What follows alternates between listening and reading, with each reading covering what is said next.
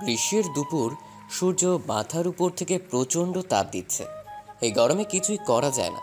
নিজের কাছে কেমন যেন একটা অস্বস্তি বোধ হয়। কলেজ ক্যাম্পাসের বড় কৃষ্ণচূড়া গাছের তলায় বসে আছে নুসরাত, মিম, জান্নাত, রিয়া। সবার হাতে রয়েছে একটা করে আইসক্রিম। এক একজনের বেস্টু, কেউ কাউকে ছাড়া কিছু বুঝে না। নুসরাত বলতে গেলে এই কলেজের সবার ক্রাশ। দেখতে কোনো দিক দিয়ে কম না। শ্যামলা শরীরের গঠন, গোলগাল মুখ, হাসি দিলে গালের দুই পাশে টোল পড়ে, চোখ জোড়া হালকা নীলাভ। কোনো ছেলে প্রথম দেখাতেই রাতের ঘুম হারাম হয়ে যাবে। নুসরাতের বাবা শহরের বড় একজন বিজনেসম্যান, বেশ নামডাক আছে শহরে তার বাবার। নুসরাত খুব দুষ্টু প্রকৃতির মেয়ে, বড়লোকের আদরের সন্তান, একটু পাঁচই তো হবেই। সবাই গাছতলায় বসে বসে আড্ডা দিচ্ছিল। মাঝ থেকে মিম বলে উঠে, আজকে কলেজের ইকোনমিক্সের নতুন স্যার আসছে, এই সম্বন্ধে কারো কোনো খেয়াল আছে? হঠাৎ মিমের এমন কথা শুনে সবাই মিমের দিকে সরু চোখে তাকায়। সবাই এমনভাবে তাকিয়ে আছে মনে হচ্ছে মিম অন্য গ্রহ থেকে পালিয়ে এসেছে। আরে জানি জানি, এই কলেজের সবগুলো স্যার বুড়া বুড়া, সবার বিয়ে হয়ে গেছে। একটা ইয়াং স্যার আনলেই তো হয়। কেন রে, ইয়াং স্যার আসলে আবার অন্যভাবে পড়া বুঝাবে নাকি? পড়া তো একটাই নাকি? আরে ধুর, তুই কিছু বুঝিসই না। আমি বলছি যদি একটা ইয়াং স্যার থাকতো তাহলে একটা প্রেম করা যেত। কি, তুই স্যারের সাথে প্রেম করতি? এত অবাক হওয়ার কি আছে? স্যারের সাথে প্রেম করলে কি কোনো সমস্যা হবে নাকি? আমাদের আরো বেশি ভালো হবে, পরীক্ষায় ভালো নাম্বার পাবো। নুসরাত, তুই যেভাবে বলছিস সেটা কিন্তু বাস্তবে সম্ভবই না। আর সবচেয়ে বড় কথা হলো এই কলেজে কখনো ইয়াং স্যার আসবে না। এটাই আমাদের দুর্ভাগ্য। এটা এমন একটা কলেজ, কি আর বলবো নিজের কলেজের নামে। থাক, আর কিছু বলতে হবে না। গেটের দিকে তাকিয়ে দেখ, কে যেন গাড়ি নিয়ে ক্যাম্পাসে প্রবেশ করছে। জান্নাতের কথা শুনে সবাই ক্যাম্পাসের গেটের দিকে তাকায়। ব্ল্যাক কালারের একটা দামি গাড়ি ক্যাম্পাসে প্রবেশ করে সবাই বলাবলি করছে, এত দামি গাড়ি নিয়ে কে কলেজে আসলো? নিশ্চয়ই কোনো ক্ষমতাশালী ব্যক্তি হবে। সবাই প্রহর গুনছে কখন গাড়ি থেকে লোকটা নামবে। অবশেষে গাড়ি থেকে একটা সুদর্শন যুবক নামে। লম্বায় 6 ফুট 3 ইঞ্চি হবে, মাথায় এক বোঝা সিল্কের চুল, নিউ হেয়ার স্টাইলে, চোখে কালো স্টাইলিশ চশমা, গোলাপি রঙের ঠোঁট জোড়া, মুখে ক্লিন শেপ দেয়া, পরনে তার সাদা শার্ট, কালো প্যান্টের সাথে ইন করা। কলেজের সব মেয়েরা তো ছেলেটাকে দেখে অবাক হয়ে গেছে। ছেলেটার গায়ের রংটা একেবারে ফর্সা। সবাই বলা বলি করছে ছেলেটা কত হ্যান্ডসাম, কিউট, হট। কিন্তু সেদিকে নুসরাতের কোনো খেয়ালই নেই, এক মনে বসে বসে আইসক্রিম খাচ্ছে। নুসরাত, দেখছিস ছেলেটা কত কিউট? এমন একটা ছেলে যদি আমার বয়ফ্রেন্ড থাকতো তাহলে সারাদিন শুধু ওকে দেখেই যেতাম।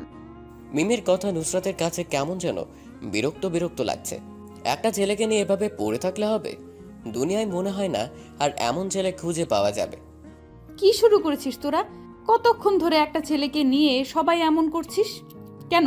পৃথিবীতে কি এটাই একমাত্র ছেলে? আরো আছে? আমার আর কোনো ছেলে চাই না, এটা হলেই যথেষ্ট। এখন সামনে সুদর্শন ছেলে থাকতে পৃথিবী ঘুরতে হবে কেন? এবার থাম তোরা, কলেজের সময় হয়ে এসেছে। তাড়াতাড়ি চল, ক্লাসে যাই। নুসরাতের কথা শুনে সবাই বিরক্ত বোধ করে।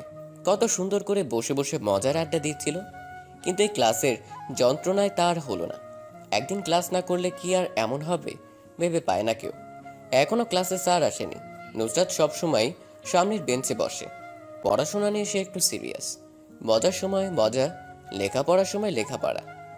এখনো স্যার আসেনি, আরো কিছুক্ষণ বসে আড্ডা দিলে কতই না ভালো হতো।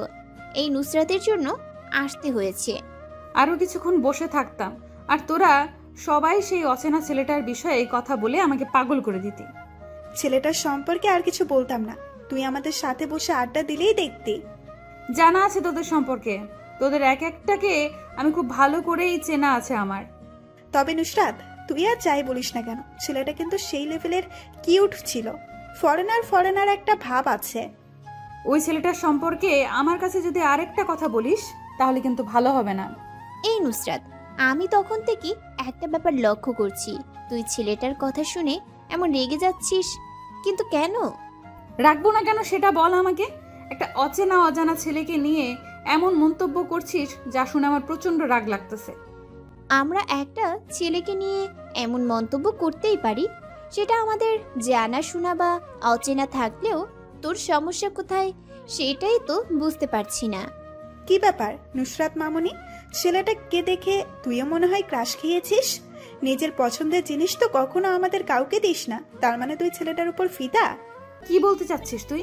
এই নুসরাত চৌধুরী কারোর ওপর ক্রাশ খাবে? আমি নুসরাত চৌধুরী, কত ছেলে আমার পেছনে পড়ে থাকে, খবর নিয়ে দেখতে পারিস। আমার ক্রাশ হবে নাকি এরকম একটা ছেলে? এটা তুই ভাবলি কি করে? হয়েছে থাম এবার তুই। প্রিন্সিপাল স্যার আসছে মনে হয়, সামনে দেখ। জান্নাতের কথা শুনে সবাই সামনের দিকে তাকায়। প্রিন্সিপাল স্যার ক্লাসে প্রবেশ করছে, ওনার পেছনে পেছনে কেউ আসছে, কিন্তু সেই লোকটার মুখের ফেসটা স্পষ্ট বোঝা যাচ্ছে না। এইবার সবার সামনে এসে দাঁড়ায় প্রিন্সিপাল স্যার আর লোকটা। সবাই অবাক দৃষ্টিতে সেদিকে তাকিয়ে আছে, বোঝার চেষ্টা করছে কিছুক্ষণ আগে গাড়ি থেকে নামা হ্যান্ডসাম ছেলেটা এই ক্লাসে প্রিন্সিপাল স্যারের সাথে কিসের জন্য এসেছে কেউ বুঝতে পারছে না।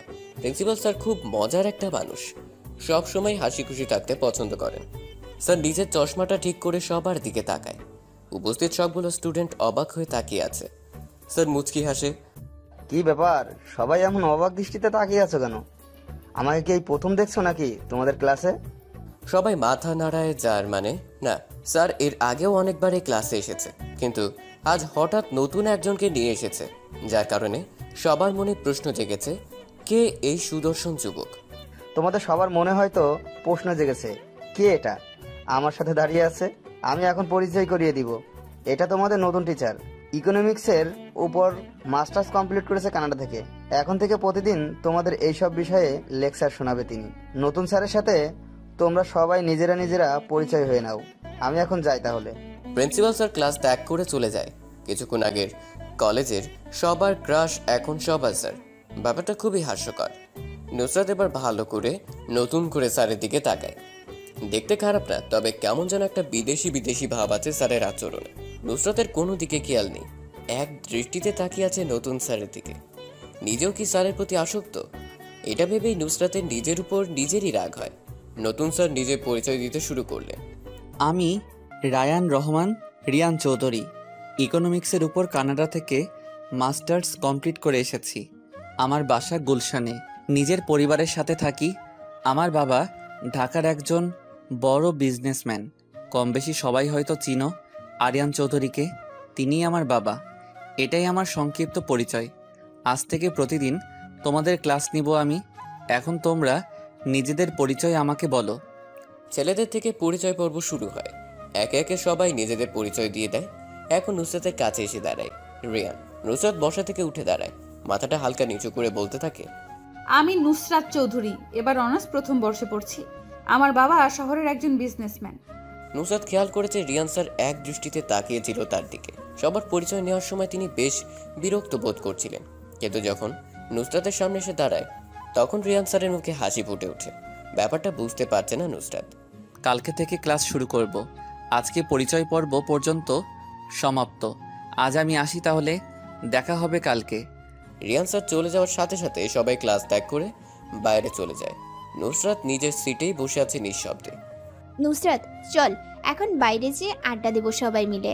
স্যারের সম্পর্কে আজ সব আড্ডা হবে। নুসরাত ওর, চল আমাদের সাথে।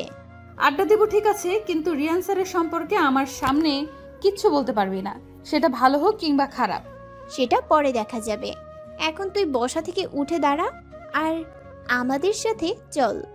জীবনের বিবিধ অত্যাশ্চর্য সফলতার উত্তেজনা অন্য সবাই বহন করে। জীবন এটা গুরুত্বপূর্ণ না, এক গভীরভাবে অচল মানুষ হয়তো এই নবীন শতাব্দীতে নক্ষত্রের নিচে। নুসরাতের মাথায় এখন একটা বিষয় চেপে বসে আছে, সেটা হলো রিয়ান স্যার। কেন তিনি এইভাবে তাকালো? কি ছিল সেই মায়াবী চোখের তাকানোর মাঝে? রহস্যের মায়াজাল ঘিরে ধরেছে নুসরাতকে। নুসরাত, আমি কিন্তু অনেকক্ষণ ধরে লক্ষ্য করছি তুই কেমন যেন অন্যমনস্ক হয়ে গেছিস। সকালে তো কত সুন্দর করে আমাদের সাথে জমিয়ে আড্ডা দিচ্ছিলি, কিন্তু ক্লাসে ঢোকার পর থেকে কিছু একটা নিয়ে চিন্তা করছিস তুই। নুসরাত নিজের চিন্তিত মুখে হাসি ফোটানোর বৃথা চেষ্টা করছে, কারণ সে জানাতে চায় না রিয়ান স্যারের রহস্যময় বিষয়টা। কোথায় আমি অন্যমনস্ক হয়ে আছি? তোরা নতুন স্যারের কথা বলতে বলতে আমাকে পাগল করে ফেলেছিস। এখন আবার কিন্তু সেই বিষয় নিয়ে কোনো কথা বলবি না। সবাই নিজেদের মতো করে আড্ডা দিতে থাকে। এইভাবে হয়তো তাদের সময় কেটে যাবে। কিন্তু এই ব্যস্ত শহরের অবহেলিত জনগোষ্ঠীর খবর নেওয়ার প্রয়োজন বোধ করে না কেউই, সবাই নিজেদের কাজে ব্যস্ত। এইদিকে রিয়ান কলেজ শেষ করে গুলশানে নিজের বাড়িতে চলে আসে। রিয়ানের বাবা আরিয়ান চৌধুরী গুলশানের ফাঁকা একটা বড় জায়গায় নিজের বাড়িটা স্থাপন করে দোতলায় বাড়িটা সৌন্দর্যে আশেপাশে ছড়িয়ে পড়েছে। এটাই মূলত গুলশানের সবচেয়ে সুন্দর বাড়ি। সাদা নীল হলুদ রঙের মিশ্রণে বাসাটা ঝকমক করছে। রিয়ানের গাড়ি চৌধুরী মঞ্জিলের ভিতর প্রবেশ করে। গাড়ি থেকে নেমে বাসার মেইন দরজা দিয়ে প্রবেশ করে সে। আরিয়ান চৌধুরী রিয়ানের বাবা সোফায় বসে বসে টিভিতে সংবাদ দেখছে। রিয়ান যে সোফায় হেলান দিয়ে বসে পড়ে। সে একটা সার্ভেন্টকে ডাক দিয়ে বলে ঠান্ডা পানি দিয়ে যেতে। কি ব্যাপার রিয়ান, খুব টায়ার্ড নাকি তুমি? বাইরে থেকে এসেই ফ্রেশ না হয়ে সোফায় বসে পড়লে? রিয়ানের চোখে হতাশার ছাপ, ক্লান্তিতে শরীরটা ছেয়ে গেছে। পানি না খেলে এখন গলা দিয়ে কথাও বের হবে না মনে হয়। সার্ভেন্ট রিয়ানের জন্য পানি নিয়ে আসে। রিয়ান পানি পান করে। এখন গলা দিয়ে আওয়াজ বের হবে, শরীরে হালকা শক্তির ভাব এসেছে। বাবা, আমি অনেক ক্লান্ত। দেশে এসে আজকে প্রথম অনেকগুলো জায়গায় ভ্রমণ করেছি। শরীরটা হালকা দুর্বল মনে হচ্ছে। শুনলাম কলেজে নাকি জয়েন হয়েছো। আমি বুঝতে পারছি না, আমার এত বড় একটা ব্যবসা থাকতে তুমি কেন কলেজে জয়েন করেছো? বাবা, তুমি তো জানোই ব্যাপারটা, তাহলে কেন এটা নিয়ে এত ভাবছো? আমি কিছুদিন পরেই অফিস জয়েন করব। খুশি হলাম কথাটা শুনে। তবে তোমার বিয়ের ব্যাপারটা নিয়ে আমি আর তোমার মা কিন্তু বেশ ভালোই চিন্তিত। কেন কেন আমার বিয়ে নিয়ে তোমাদের এত চিন্তা কেন? আমি আমার সিদ্ধান্ত তো তোমাদেরকে আগেই জানিয়ে দিয়েছি। আমি তো সেটা বুঝতে পারছি, কিন্তু তোমার সেটা শুনতে বা মানতে নারাজ। এখন তুমি তোমার মায়ের সাথে কথা বলে দেখো কি বলে সে। আমি এখনই যে মার সাথে এটা নিয়ে কথা বলছি, তোমাকে আর চিন্তা করতে হবে না। কথাটা বলে রিয়ান মায়ের রুমের দিকে যেতে থাকে। রিয়ানের মা রাফিয়া চৌধুরী বিছানা চোখ জোড়া বন্ধ করে শুয়ে আছে। রিয়ান যে মায়ের পাশে বসে, হঠাৎ কেউ বিছানার উপর বসায়। রিয়ানের মা চোখ জোড়া মেরে তাকায়। কখন এসেছিস বাবা? দেখে মনে হচ্ছে ফ্রেশ না হয়ে চলে এসেছিস আমার কাছে। কোনো কিছু প্রয়োজন? মা, আমার কিছু প্রয়োজন নেই এখন। বাবার কাছে শুনলাম আমার বিয়ে নিয়ে নাকি তোমরা অনেক চিন্তিত। আমার একমাত্র ছেলে, তার বিয়ের বয়স হয়েছে, এখন এটা চিন্তা না করলে কি হয়? আগে থেকে তো সব কিছু ঠিক করতে হবে। মা, তুমি তো জানোই আমার কথা, তাহলে কেন আবার নতুন করে এসব নিয়ে চিন্তা করছো? তুই এখন গিয়ে ফ্রেশ হয়ে নে, এটা নিয়ে আমরা পরে কথা বলবো। দেখে মনে হচ্ছে সারাদিন বাইরে থেকে কিচ্ছু খাসনি, মুখটা একদম শুকিয়ে গেছে। রিয়ান মায়ের রুম থেকে বের হয়ে যায়। এখন ফ্রেশ হতে হবে, সেটা নিশ্চিত জানে বাবা বা কখনো তার অমতে কিছু করবে না। মুখের উপর কারো গরম নিঃশ্বাস পড়ায় ঘুম ভেঙে যায় নুসরাতের। হালকা করে নিজের শরীরকে নাড়াচাড়া করার চেষ্টা করছে, কিন্তু পারছে না। মনে হচ্ছে কেউ নুসরাতকে জড়িয়ে ধরে শুয়ে আছে। কে এত রাতে রুমে ঢুকেছে? নুসরাত ডান হাত তার নাড়াতে থাকে। কারো মুখে হাতটা যেয়ে লেগেছে, মুখে ক্লিন শেপ করা দাড়ির আভা। নুসরাত বুঝে গেছে অচেনা আগন্তুকটা একজন ছেলে। নুসরাত ভয় পেয়ে যায়। এত রাতে রুমে অচেনা একটা ছেলে, ভাবতেই শরীর শিউরে উঠে। যদি কেউ জানতে পারে তাহলে সব শেষ হয়ে যাবে। নুসরাত কিছু না ভেবে চিৎকার দিতে যাবে, তখনই তার ঠোঁটের উপর নরম কিছু একটা দিয়ে চেপে ধরা হয়। অচেনা আগন্তুকটা নিজের গোলাপি ঠোঁট জোড়া দিয়ে নুসরাতের ঠোঁট চেপে ধরে আছে। নুসরাতের পায়ে শ্বাস আটকানো অবস্থা। আগন্তুক পাগলের মতো করে নুসরাতের ঠোঁট জোড়ায় কিস করতে থাকে। প্রায় 4 মিনিট পর নুসরাত মুক্ত হয়। শোয়া থেকে উঠে বসে নুসরাত, জোরে জোরে শ্বাস চলছে। আর কতক্ষণ এই অবস্থা থাকলে নিশ্চিত মৃত্যু হতো। আগন্তুক অন্ধকারের ভিতরে নুসরাতের কানে কানে ফিসফিস করে বলতে থাকে, চিৎকার করলে তোমার মান সম্মান চলে যাবে, আমার তেমন কিছু হবে না। সো যেটা হচ্ছে সেটা হতে দাও, নয়তো কি হবে সেটা তুমি ভালো করে বুঝতে পারছো। নুসরাতের ভিতর ভয় আর অস্থিরতা গ্রাস করেছে। বুকের ভিতর কেউ মনে হয় হাতুড়ি থেরাপি দিচ্ছে। কি করবে এখন? চিৎকার করলে মান সম্মানের ছিটে ফোটাও থাকবে না। পৃথিবীতে বাঁচা অসম্ভব হয়ে যাবে যদি এখন অচেনা আগন্তুকের কথায় সাড়া দেয়। মাথায় এক বোঝা চিন্তা এসে পড়েছে। আগে কখনো ছেলে মানুষের এত কাছে যায়নি নুসরাত। আর যদি কোনো অঘটন ঘটে যায় তাহলে কি করে নিজের মুখ দেখাবে মা বাবার কাছে? দয়া করে আমার সাথে খারাপ কিছু করবেন না। আমি আমার এই মুখ কাউকে দেখাতে পারবো না। মৃত্যু ছাড়া আমার কোনো গতি থাকবে না। নুসরাত কথা বলছে আর নিঃশব্দে কান্না করছে। আগন্তুক নুসরাতের মুখটা চেপে ধরে। মৃত্যুর কথা কখনো মুখেও আনবে না, তাহলে কিন্তু খারাপ কিছু হয়ে যাবে। আমি তোমাকে ভালোবাসি, তোমার অসম্মান হবে এমন কাজ আমি কখনো করব না। অনেকদিন পর তোমাকে নিজের কাছে পেয়েছি, তাই কন্ট্রোল করতে পারছি না। নুসরাত অবাক, একটা ছেলে তাকে ভালোবাসে আর সে এটা জানেও না। কিন্তু কে এই ছেলে? পরিচিত বলে মনে হচ্ছে না। কে আপনি? পরিচয় বলেন আপনার। আমার অজান্তেই আমাকে কেউ ভালোবাসে, আমি তাকে দেখতে চাই। এমন অদৃশ্য হয়ে আসার কারণ কি? আমি তোমাকে তোমার অজান্তেই ভালোবেসে ফেলেছি। আমাকে তুমি দেখতে পারবে না। আমি আসবো কোনো একদিন তোমার সামনে নিজের পরিচয় নিয়ে, ওই দিনই না হয় আমাকে মন ভরে দেখে নিও। নুসরাত এই প্রথম কোনো এক অজানা অনুভূতির সম্মুখীন হয়েছে। এত রাতে রুমে কখনো কোনো ছেলের সাথে বসে বসে ফিসফিসে কথা বলা হয়নি। আপনি কখন যাবেন? যদি আমার বাবা মা বুঝতে পারে আমার রুমে কোনো ছেলে আছে, তাহলে কিন্তু আপনাকে আর আমাকে মেরেই ফেলবে। তোমার বাবা মা কেউ জানবে না। আমি ফজরের আগে চলে যাব। অনেকদিন পর তোমাকে কাছে পেয়েছি, ছেড়ে যেতে মন চাচ্ছে না। আমি আপনার বউ না যে আমার সাথে থাকার আশা করছে। এখন বউ না তো কি হয়েছে? একদিন তো আমার ঘর আলোকিত করে নতুন বউ সেজে আসবে। এখন না হয় ভালোবাসার মানুষ হয়ে থাকো। শখ কত আমাকে বিয়ে করার? আমি কখনো আপনার মতো মানুষকে বিয়ে করব না। আপনি এক্ষুনি চলে যান, নয়তো খারাপ কিছু করে ফেলবো আমি। কথাটা শুনে আগন্তুক নুসরাতকে পেছন থেকে জড়িয়ে ধরে নুসরাতের ঘাড়ে মুখ গুজে। আগন্তুকের গরম নিঃশ্বাসে নুসরাত শিউরে ওঠে। মনের ভিতর কেমন যেন একটা অনুভূতির সৃষ্টি হচ্ছে, যেটা আগে কখনো ঘটেনি তার সাথে। নুসরাত আগন্তুকের কাছ থেকে ছুটার জন্য নাড়াচাড়া করতে থাকে, কিন্তু আগন্তুক নুসরাতকে কোনোভাবে ছাড়ার জন্য প্রস্তুত নয়। আগন্তুক যেন আরো পাগল হয়ে গেছে। দু হাত দিয়ে নুসরাতের মুখটা সামনে এনে দুজনের কপালটা স্পর্শ করায়। দুজনের ভারী নিঃশ্বাস মুখের উপর পড়ছে। আগন্তুক নুসরাতের ঠোঁটের সাথে নিজের ঠোঁট জোড়া মিশিয়ে দেয়। কিছুক্ষণ পর নুসরাতকে ছেড়ে উঠে দাঁড়ায় আগন্তুক। নুসরাত ভয় কাঁপছে। সে নিজেও লজ্জায় পড়ে গেছে একটা অচেনা ছেলের সাথে। এটা কি হয়ে গেল ভাবতেই গা ছিমচিম করছে। নুসরাত ঠোঁটের কোণে হালকা ব্যথা অনুভব করে। তার মানে আগন্তুক নুসরাতের ঠোঁটে কামড় দিয়েছে। নুসরাতের রুমের দক্ষিণ পাশে একটা বড় ব্যালকনি রয়েছে, যেখান থেকে শহরটাকে বেশ ভালোই বোঝা যায়। ব্যালকনিতে অনেকগুলো ফুল চারা গাছ আছে। আগন্তুক রুমের ঠিক দক্ষিণ পাশের ব্যালকনিতে যেয়ে দাঁড়ায়। নুসরাত বিছানা থেকে নেমে ব্যালকনির দিকে যেতে থাকে, মূলত আগন্তুক কিভাবে যায় এটাই দেখার জন্য। বাইরে আলো চলছে, সেই আলোতে নুসরাত দেখতে পাচ্ছে আগন্তুকের পরনের কালো কালারের জিন্স জ্যাকেট, স্টাইলিশ ছেঁড়া প্যান্ট, মুখে কালো কালারের মাস্ক। কিন্তু আগন্তুকের মুখে মাস্ক আগে ছিল না, তাহলে এখন আসলো কোথা থেকে ভেবে পায় না নুসরাত। আগন্তুক রাতের অন্ধকারে নিঃশব্দে মিলিয়ে যায়। আজ নিজেকে বড় একা একা মনে হচ্ছে নুসরাতের। জানা নেই শোনা নেই, হঠাৎ মাঝরাতে কোনো অপরিচিত ছেলে এরকম কিছু করতে পারলো ভাবতেই পারছে না নুসরাত। কিছুক্ষণ আগের ঘটনা মনে করার চেষ্টা করলেই বুকটা ধক করে ওঠে। তবে এটা ভেবে নুসরাত একটু শান্ত হয়, ছেলেটা সত্যিই নুসরাতকে ভালোবাসে। নাহলে এত রাতে একটা ছেলে একটা মেয়েকে এত কাছে পেয়েও খারাপ কিছু করেনি। কি করার বাকি রেখেছে ছেলেটা? নুসরাতের জীবনে প্রথম একটা কালো রাতের অধ্যায় হিসেবে পরিচিত হয়ে থাকবে। এমন অবাক করা ঘটনা জীবনের শেষ মুহূর্ত পর্যন্ত মনের এক কোণে গেঁথে থাকবে নুসরাতের।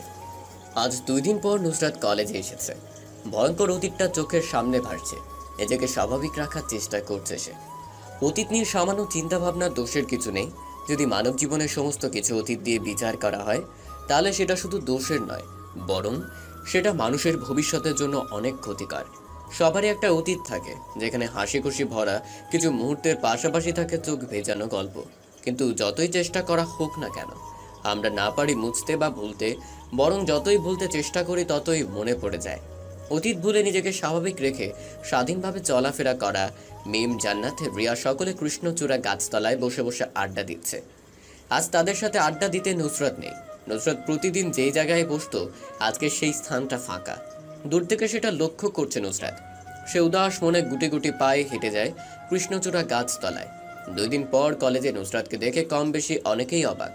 নিয়মিত আসা একটা ভালো স্টুডেন্ট কেন 2 দিন কলেজে আসছে না, বিষয়টা ভাবাচ্ছে সবাইকে। যাক বাবা, 2 দিন পর নুসরাতের দেখা মিলল। তা নুসরাত, এই 2 দিন কোথায় ছিলি? মোবাইল বন্ধ, কি হয়েছে তোর? নুসরাত কিছু বলে না, নিচের দিকে তাকিয়ে বসে আছে। নুসরাত মিথ্যা বলতে পারে না। মিথ্যে বলতে গেলে মুখে আটকিয়ে যায়। আজ যে কোনো অবস্থায় মিথ্যে বলতে হবে। বাসায় ছিলাম, শরীরটা খারাপ ছিল, তাই কলেজে আসতে পারিনি। এখন থেকে নিয়মিত আসবো। নুসরাতের চোখ জোড়া মিথ্যে কথা বলছে, কিন্তু মুখে সেটা সত্যি প্রমাণ করার চেষ্টা করছে। সে নিজেও চায় না ওই দিন রাতের ঘটনা কারো কাছে প্রকাশ পায়। নুসরাত, আমার মনে হয় তুই মিথ্যা বলছিস। কোনো কিছু একটা আমাদের থেকে লুকাচ্ছিস। কি সেটা আমাদের বল, আমরা সবাই মিলে সমাধান করার চেষ্টা করব। নুসরাতের ফ্রেন্ড সার্কেলের ভেতর জান্নাত একটু অন্য টাইপের।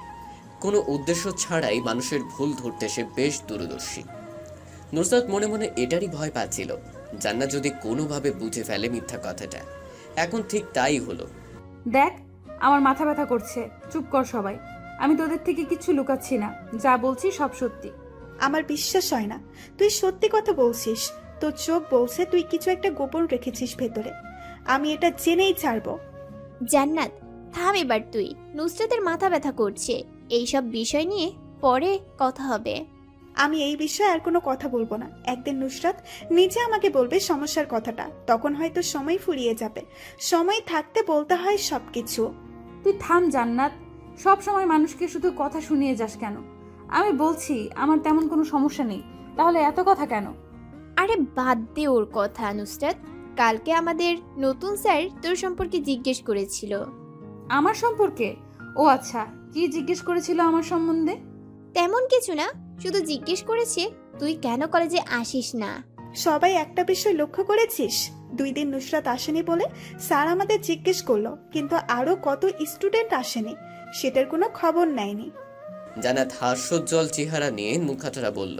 জান্নাতের হাসি দেখে এখন নুসরাতের চোখ মুখ শক্ত হতে শুরু করলো, মুখে থুতু জমে গেছে। এখন যদি মেয়েটাকে কোনো কঠিন গালি দেওয়া যেত তাহলে নুসরাতের মনটা শান্তি পেত।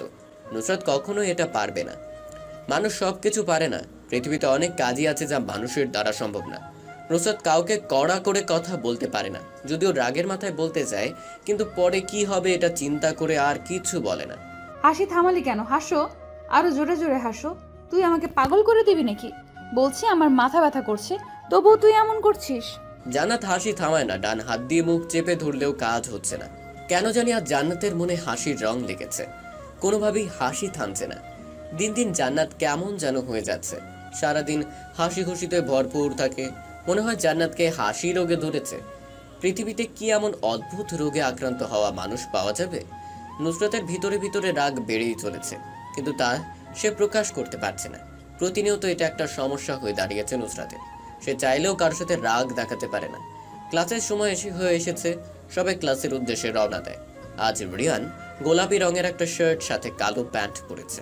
অন্যদিনের চেয়ে আজকে বেশি আকর্ষণীয় লাগছে তাকে। নুসরাতের কিছুই ভালো লাগছে না, সব কিছু থেকে মন উঠে গেছে। আগের মতো মুখে উদ্ভাসিত লেগে নেই, জ্যোতিহীন মনে হচ্ছে সব কিছু। সেদিন রাতের পর থেকে নুসরাত রহস্যের মায়াজালে আটকে গেছে। অন্ধকার রজনীর বিবর্তনে অজ্ঞাত আগন্তুকটা কে ছিল এটা যতক্ষণ পর্যন্ত না জানবে ততক্ষণ নুসরাতের মনের শান্তি হবে না। সামনের বেঞ্চটা আজ ফাঁকা। নুসরাত মাঝের সারির দিকে বসেছে। আজ দ্বিতীয়বারের মতো নুসরাত পেছনের দিকে বসেছে। আগে একবার দেরি করে আসার জন্য পিছনে বসতে হয়েছিল। সামনের বেঞ্চ ফাঁকা রেখে সবাই পিছনের দিকে বসে আছো কেন? পিছন থেকে সামনে এসে বেঞ্চ পরিপূর্ণ করো। রিয়ানের কথায় পিছন থেকে 2টা মেয়ে এসে সামনে বসে। এটা রিয়ানের কাছে ভালো লাগেনি। যদি অন্য কেউ এসে বসতো তাহলে মনে একটা আহ্লাদ থাকতো, কিন্তু এখন আফসোস। নুসরাত আজকে আবারও লক্ষ্য রিয়ান স্যার তার দিকে পড়ানোর ফাঁকে ফাঁকে তাকাচ্ছে। নুসরাত কি আজকে ক্লাসে উপস্থিত আছে নাকি অন্য দিনের মতো আজও ক্লাস মিস দিয়েছে? স্যারের কথা শুনে নুসরাত একটু অবাক হয়, সাথে আবার রাগ লাগছে। এতক্ষণ তো বেশ ভালো করেই তাকিয়েছিল, কিন্তু এখন আবার এটা বলে ভাব নেওয়ার কি আছে? বুঝতে পারছে না নুসরাত। ছেলে মানুষের এটাই একটা সমস্যা, নারীদের সামনে তারা ভাব নিবেই। জীবনের বেশি সময় নিঃসঙ্গ কাটাতে হয়। ভাব নিলে যদি কোনো রূপবতী মেয়ে প্রেমে পড়ে যায়, এটার জন্য সবসময় মেয়েদের সামনে অন্যরকম ব্যবহার করতে শুরু করে। নুসরাত বসা থেকে দাঁড়িয়ে যায়। নুসরাতের দাঁড়িয়ে যাওয়া দেখে রিয়ান মুচকি হাসে। তুমি তাহলে নুসরাত ক্লাসের টপ স্টুডেন্ট। এখন আমাকে এটা বলো যে 2 দিন ধরে ক্লাসে ছিলে না কেন? নুসরাত আহত গলায় জবাব দেয়, স্যার আমি অসুস্থ ছিলাম, যার কারণে নিজ বাসায় এই 2 দিন অবস্থান করেছি। অসুস্থ ছিলে নাকি আমি এটা জানি না। ক্লাস শেষ তুমি আমার কেবিনে আসবে, এটা নিয়ে তোমার সাথে জরুরি কথা বলতে হবে। নুসরাত অসহায় দৃষ্টিতে তাকিয়ে থাকে রিয়ানের দিকে। রিয়ানের ঠোঁটের কোণে শয়তানি হাসি। নুসরাত নিজেও জানে না ওই রহস্যময় শয়তানির হাসির মানে। নতুন স্যারের প্রথম অর্ডার নুসরাতের উদ্দেশ্য। নিজের কেবিনে ডেকেছে, হয়তোবা কোনো বড় ধরনের কারণে রেখেছে। ক্লাস শেষ, রিয়ান বেরিয়ে যায়। নুসরাত অসহায় হরিণের মতো করে চেয়ে আছে স্যারের যাওয়ার দিকে। নুসরাত, তাড়াতাড়ি যা, দেখ যে রিয়ান স্যার কি গুরুত্বপূর্ণ কথা বলে তোকে। আমাদের সামনে তো কিছুই বললো না, নিজের কেবিনে নিয়ে পার্সোনালি কথা বলবে হয়তো। আমি একা কি করে যাব? তোরা কেউ চল আমার সাথে। আমাদের যেতে হবে কেন? আর তোকে পার্সোনালি একা যেতে বলেছে, আমাদের সামনে বললে তো ক্লাসেই বলতো। জীবনের একটা সময় মানুষ বড় একা হয়ে পড়ে। এখন নুসরাতের কাছেও নিজেকে এমন মনে হচ্ছে। নিজেকে স্বাভাবিক করে রিয়ান স্যারের কেবিনের দিকে রওনা দেয়। রিয়ান স্যারের কেবিনটা খুব সুন্দর করে সাজানো। প্রিন্সিপাল স্যারের মতো এক্সট্রা একটা বড় কেবিন দেওয়া হয়েছে। নতুন একটা প্রফেসরের জন্য আলাদা রুম, বেশ ভালো তো।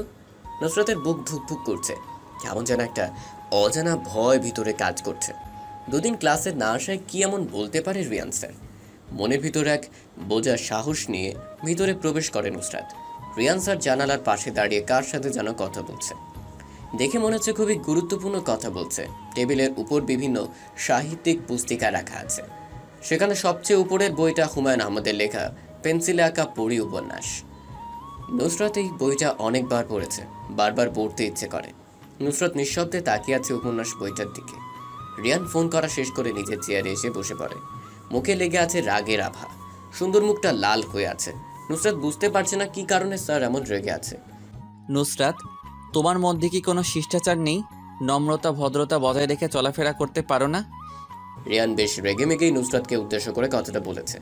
হঠাৎ করে এমন রেগে কথা বলায় নুসরাত ভয় পেয়ে যায়। মানে স্যার, আমি কি করেছি? কি করনি তাই বলো। কারো কেবিনে প্রবেশ করার আগে যে অনুমতি নিয়ে আসতে হয়, এটা কি তুমি জানো না? নুসরাতের মনে ছিল না অনুমতি নিয়ে প্রবেশ করার কথা। অস্থিরতার বাঁধায় সবকিছু ভুলে যায় নুসরাত। একটা কথাই মাথায় আসছিল তখন, রিয়ান স্যার কেন নিজের কেবিনে ডেকেছে। স্যার, আমি জানতাম কারো কেবিনে প্রবেশ করার আগে যে অনুমতি নিয়ে প্রবেশ করতে হয়, কিন্তু আমি তখন বেশ গভীর চিন্তায় আসক্ত ছিলাম, যার কারণে অনুমতি নিয়ে প্রবেশ করতে ভুলে যাই। আমি দুঃখিত স্যার।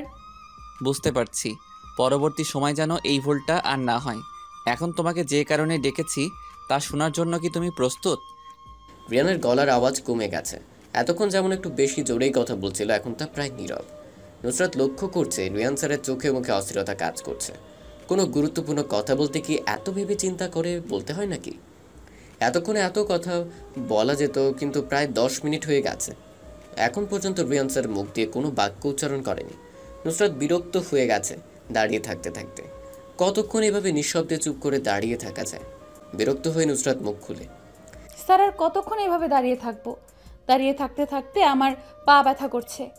আমি আজকে আসি, আপনি অন্যদিন আমাকে যা বলার বলবেন। দাঁড়াও নুসরাত, আমাকে কথাটা আজকেই বলতে হবে। দেখো, তুমি আমাকে হয়তো তোমাদের স্যার হিসেবে কিছুদিন আগে থেকে চিনো, কিন্তু আমি তোমাকে তোমার অজান্তেই অনেক আগে থেকেই চিনি। আমার বাবার অনেক বড় বিজনেস আছে। আমি কানাডা থেকে পড়াশোনা কমপ্লিট করে এসেছি। আমি চাইলেই আমার বাবার বিজনেস সামলাতে পারতাম, কিন্তু আমি তা না করে একজনের জন্য এই কলেজে প্রফেসর হিসেবে জয়েন হয়েছি। রিয়ান কথাগুলো এক নিঃশ্বাসে বলে থামে। স্যারের কপালে হালকা ঘাম জমেছে। নিজের রুমালটা দিয়ে ঘাম মুছে নেয় তিনি। নুসরাত বুঝতে পারছে না কার জন্য এত কিছু ত্যাগ করে রিয়ান এই কলেজে জয়েন হয়েছে। স্যারকে সেই ব্যক্তি যার জন্য আপনি এত কিছু ত্যাগ করে এখানে জয়েন হয়েছেন। রিয়ান মুচকি হেসে বললে, তুমি? আমি? আমার উদ্দেশ্যে আপনি এই কলেজে জয়েন করেছেন মানে কি স্যার? আমাকে একটু বুঝিয়ে বলবেন দয়া করে। মানে তো কিছু একটা আছে, সেটা কি এখনই জানা প্রয়োজন? সব কিছুতে এত আগ্রহ থাকতে নেই। আগ্রহ থাকবে না কেন? একটা লোক আমার কারণে নিজের স্বার্থ ত্যাগ করে কলেজে এসেছে। কি সেই কারণ, এটা জানার জন্যই আমার এত আগ্রহ। যদি সেই কারণটা হয় পবিত্র ভালোবাসা, মনের গহীনে সাজানো সুপ্ত অনুভূতিগুলোর প্রেমে পড়া, তাহলে এই কারণটা কি যথেষ্ট নয়? কি বলছে রিয়ান স্যার? কিছুই বুঝতে পারছে না নুসরাত। ভালোবাসা এখানে ভালোবাসা আসলো কোথায় থেকে? আবার রোমান্টিক কথাবার্তা চলছে। নুসরাতের কোনো ব্যাপারে জানার আগ্রহটা একটু বেশি। ছোট থেকে এটা নুসরাতের একটা শখ বলা যেতে পারে। সে রহস্যময় কথাবার্তা বলতে পছন্দ করে না, তবে রহস্যময় কথার রহস্য উন্মোচন করতে ভালো লাগে। ভালোবাসা এখানে ভালোবাসা আসলো কোথা থেকে স্যার? আপনি কি বলছেন এসব? দেখো নুসরাত, আমি এত কিছু ভেঙে বলতে পারবো না। সামনাসামনি বলে দিচ্ছি, আমি তোমাকে অনেক আগে থেকেই ভালোবাসি, কিন্তু সেটা আজ পর্যন্ত বলতে পারিনি তোমাকে। আজ বলে দিয়েছি। আমি জানি তোমার কোনো ছেলের সাথে রিলেশন নেই, আর থাকলেও আমি সব কিছু সমাধান করে নিতাম। তোমাকে আমি ভালোবাসি। আজ থেকে এটা ভালো করে মাথায় গেঁথে ফেলো। নুসরাতকে কোনো কিছু বলার সুযোগই দিচ্ছে না রিয়ান। একটার পর একটা কথা বলেই চলেছে। নুসরাত এগুলো কিছুই শুনছে না। নুসরাতের মাথায় এখন একটাই কথা ঘুরপাক খাচ্ছে, রিয়ান স্যার ওকে ভালোবাসে। প্রথম দিন রিয়ানের রহস্যময় চাহনির মানে এখন বেশ ভালো করেই বুঝতে পারছে নুসরাত। স্যারের সাথে স্টুডেন্টের প্রেম ভালোবাসার সম্পর্ক, এটা কিভাবে সম্ভব? সমাজ কি এটা মেনে নিবে? নুসরাত কখনো রিয়ানকে ভালোবাসতে পারবে না, কারণ নুসরাতের বাবা এসব প্রেম ভালোবাসায় বিশ্বাসী না। তিনি মনে করেন এখনকার ছেলে মেয়েরা এই প্রেম ভালোবাসাকে কোনো ছেলে খেলা মনে করছে। ইচ্ছে হলো প্রেম করো, পরে ছোট একটা কারণ দেখে সেটা ভেঙে ফেলা, এটাই এখনকার ছেলে মেয়েদের কাজ। রিয়ান এক দৃষ্টিতে তাকিয়ে আছে নুসরাতের দিকে। কি ভাবছে মেয়েটা এতক্ষণ ধরে? কখন রিয়ান প্রেম নিবেদন করেছে এখনও কোনো উত্তর সে পায়নি। নুসরাত কি এখন রিয়ানকে সরাসরি না করে দিতে পারবে? ব্যাপারটা কেমন যেন দেখায়। একটা ছেলে নুসরাতের জন্য এত কিছু ত্যাগ করে এসেছে ভালোবাসা পাওয়ার জন্য। নিজের ভিতর সংকোচ তৈরি হয়েছে নুসরাতের। কি উত্তর দিবে এখন রিয়ানকে? স্যার, আমার বাবা মা মেনে নেবে না এই ধরনের কোনো সম্পর্ক। আমি চাই না এমন কোনো সম্পর্ক আমাদের মাঝে গড়ে উঠুক যা পরবর্তীতে সমাজে আমাকে নিয়ে, আমার বাবা মাকে নিয়ে কটু কথা শুনতে হয়। মেয়েদের এ একটাই সমস্যা, সেটা হলো একটা ছেলে একটা মেয়েকে প্রপোজাল করলে মেয়েটার প্রধান উক্তি হলো বাবা মা মেনে নিবে না। আরে মেয়েটা কি তার বাবা মাকে একবারও জিজ্ঞেস করেছে এই ব্যাপারে? না, সে বাবা মাকে জিজ্ঞেস না করেই একটা ছেলের প্রপোজাল রিজেক্ট করে দেয়। নুসরাত, তুমি আমার প্রপোজাল রিজেক্ট করার পর আমি তোমাকে ছেড়ে দিব এটা মোটেই ভেবো না, কারণ আমি অন্য সব ছেলেদের মতো করে তোমাকে ভালোবাসিনি। প্রেম ভালোবাসায় বাধা আসবেই, তাই বলে কি আমি ছেড়ে চলে যাব? তা কখনো না। আমি অনেক আগে থেকেই তোমাকে পছন্দ করতাম। এই পছন্দটা একসময় ভালোবাসায় রূপ নিয়েছে। আমি তোমার নেশায় আসক্ত। নুসরাত খুব মনোযোগ দিয়ে রিয়ানের কথাগুলো শুনছে।